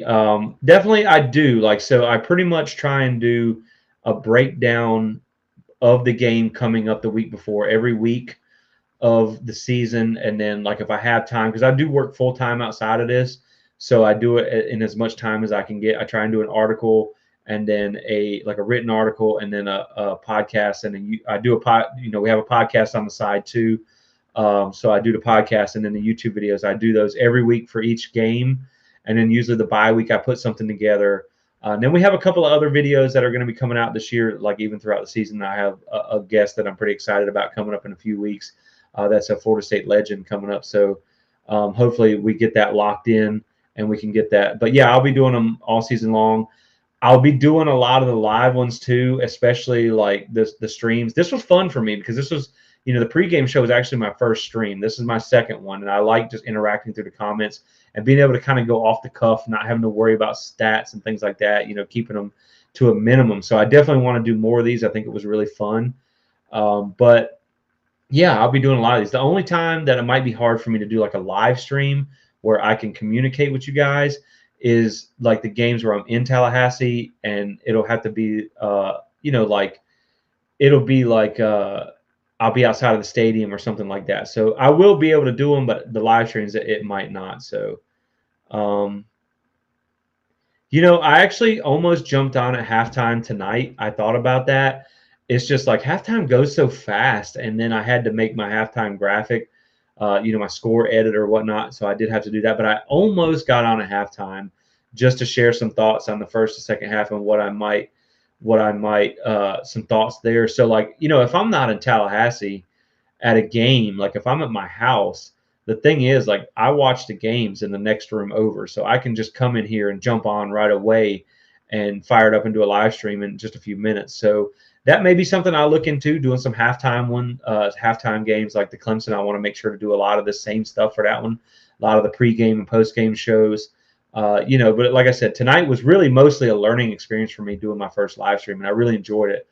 But yeah, we may look at some halftime stuff too, but I do want to do a lot of pregame and postgame stuff because the instant reactions are fun, especially after a night like tonight. So yeah, we'll definitely have a lot of content throughout the season for you guys. So I'm going to try and really step it up. We got some things we're excited about this year, got some new sponsors and stuff.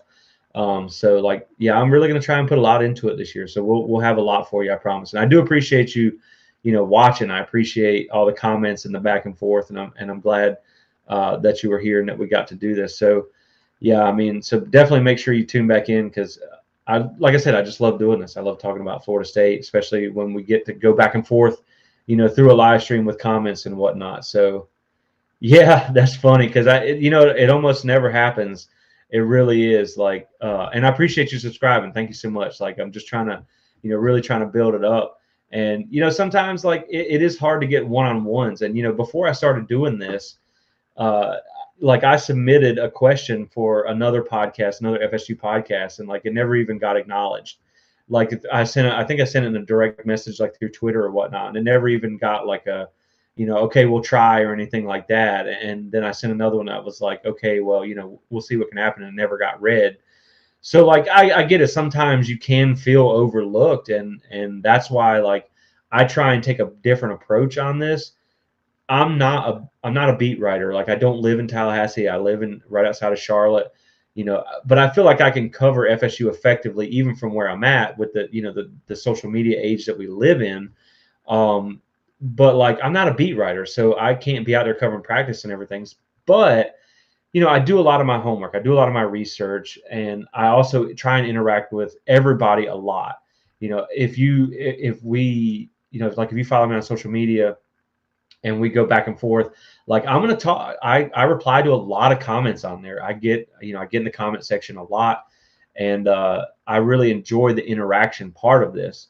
So I definitely get what you're saying, getting just kind of have the live stream to yourself. So, and hey, that's what you get for staying up till 2:40 in the morning with me talking about Florida State. So I definitely appreciate that. And like I said, I thank you so much for subscribing. And so yeah, I mean, hopefully you enjoyed it, and like I said, I did too. And I always love talking about Florida State, and anytime I get an opportunity, to talk with people about it, there, I can go on for days, and that's kind of what happened tonight. But it's just always fun. So I do appreciate it, but I think we're we're going to get ready to wrap it up as we come close to 3 hours. But I appreciate everybody tuning in. And like I said, we're going to be back next week. We're going to do like some LSU review and breakdown. I will be headed to Tallahassee next weekend, like I said. So I'm going to try and get everything done before Friday when I head down, because you never know how you're going to have internet connection on the road and things like that. So we'll have more for you this week. Obviously, it's such a big win. We got a lot to talk about. We're going to want to capitalize on that. So I have some videos coming out in the next few days, more than likely. I took this whole week off just to kind of capitalize on everything. So yeah, we're definitely going to be doing that. So oh, nice, that's cool. Well, I'm glad the algorithm gave me a little bit of love.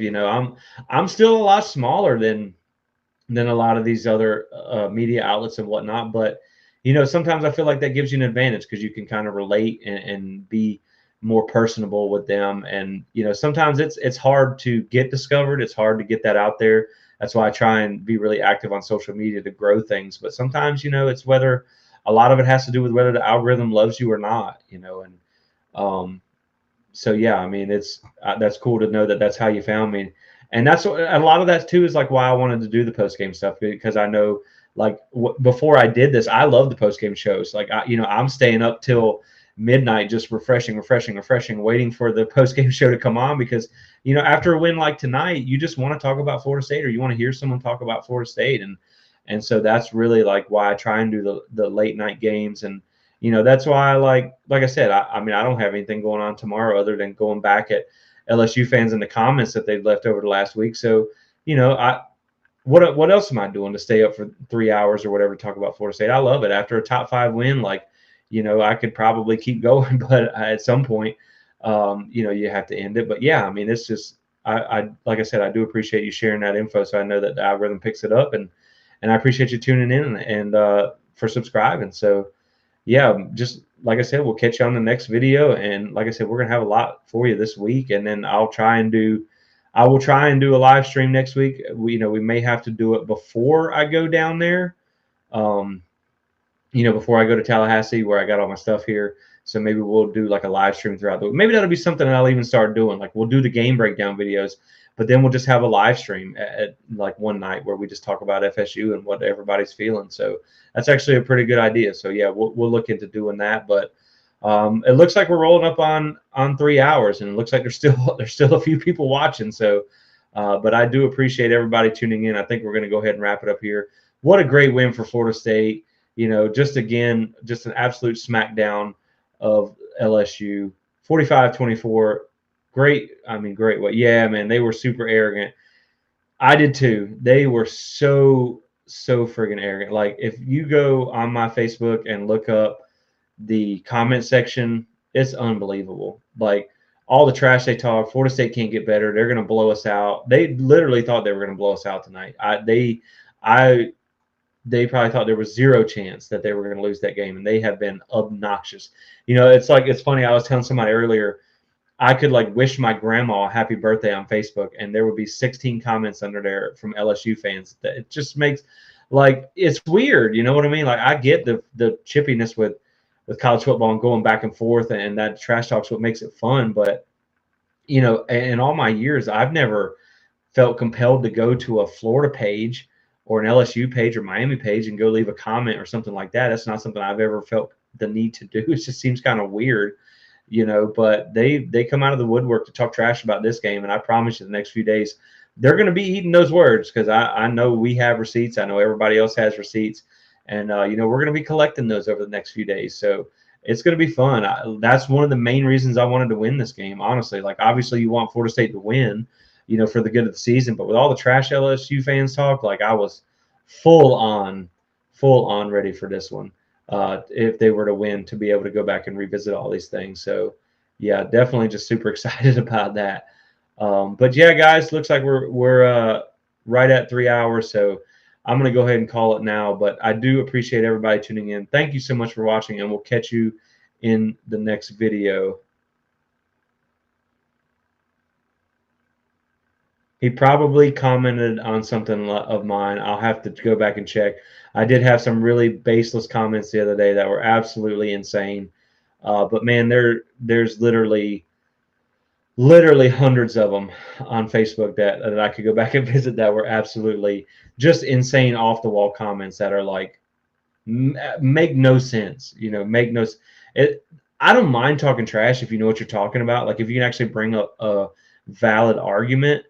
But like if you can't, if you're just pulling stuff out of your what, then like sometimes I have to learn to walk away. But I'm also one of them too where like you talk about Florida State, it's like talking about my mama, and you know what I mean. Like I can't always walk away, especially if I know that you're full of what, and I can come back with something. Then it's like I'm gonna reply. I can't resist, and sometimes I have to learn to, but it is fun to go back and forth. That's what trash talking is all about. So, uh, so yeah. But we're gonna be collecting receipts over the next few days. But I mean, Florida State earned that, and that's what's really exciting about it. But well, guys, we're going to call it here. And like I said, I do appreciate everyone tuning in. So thanks for watching, and we'll catch you in the next video.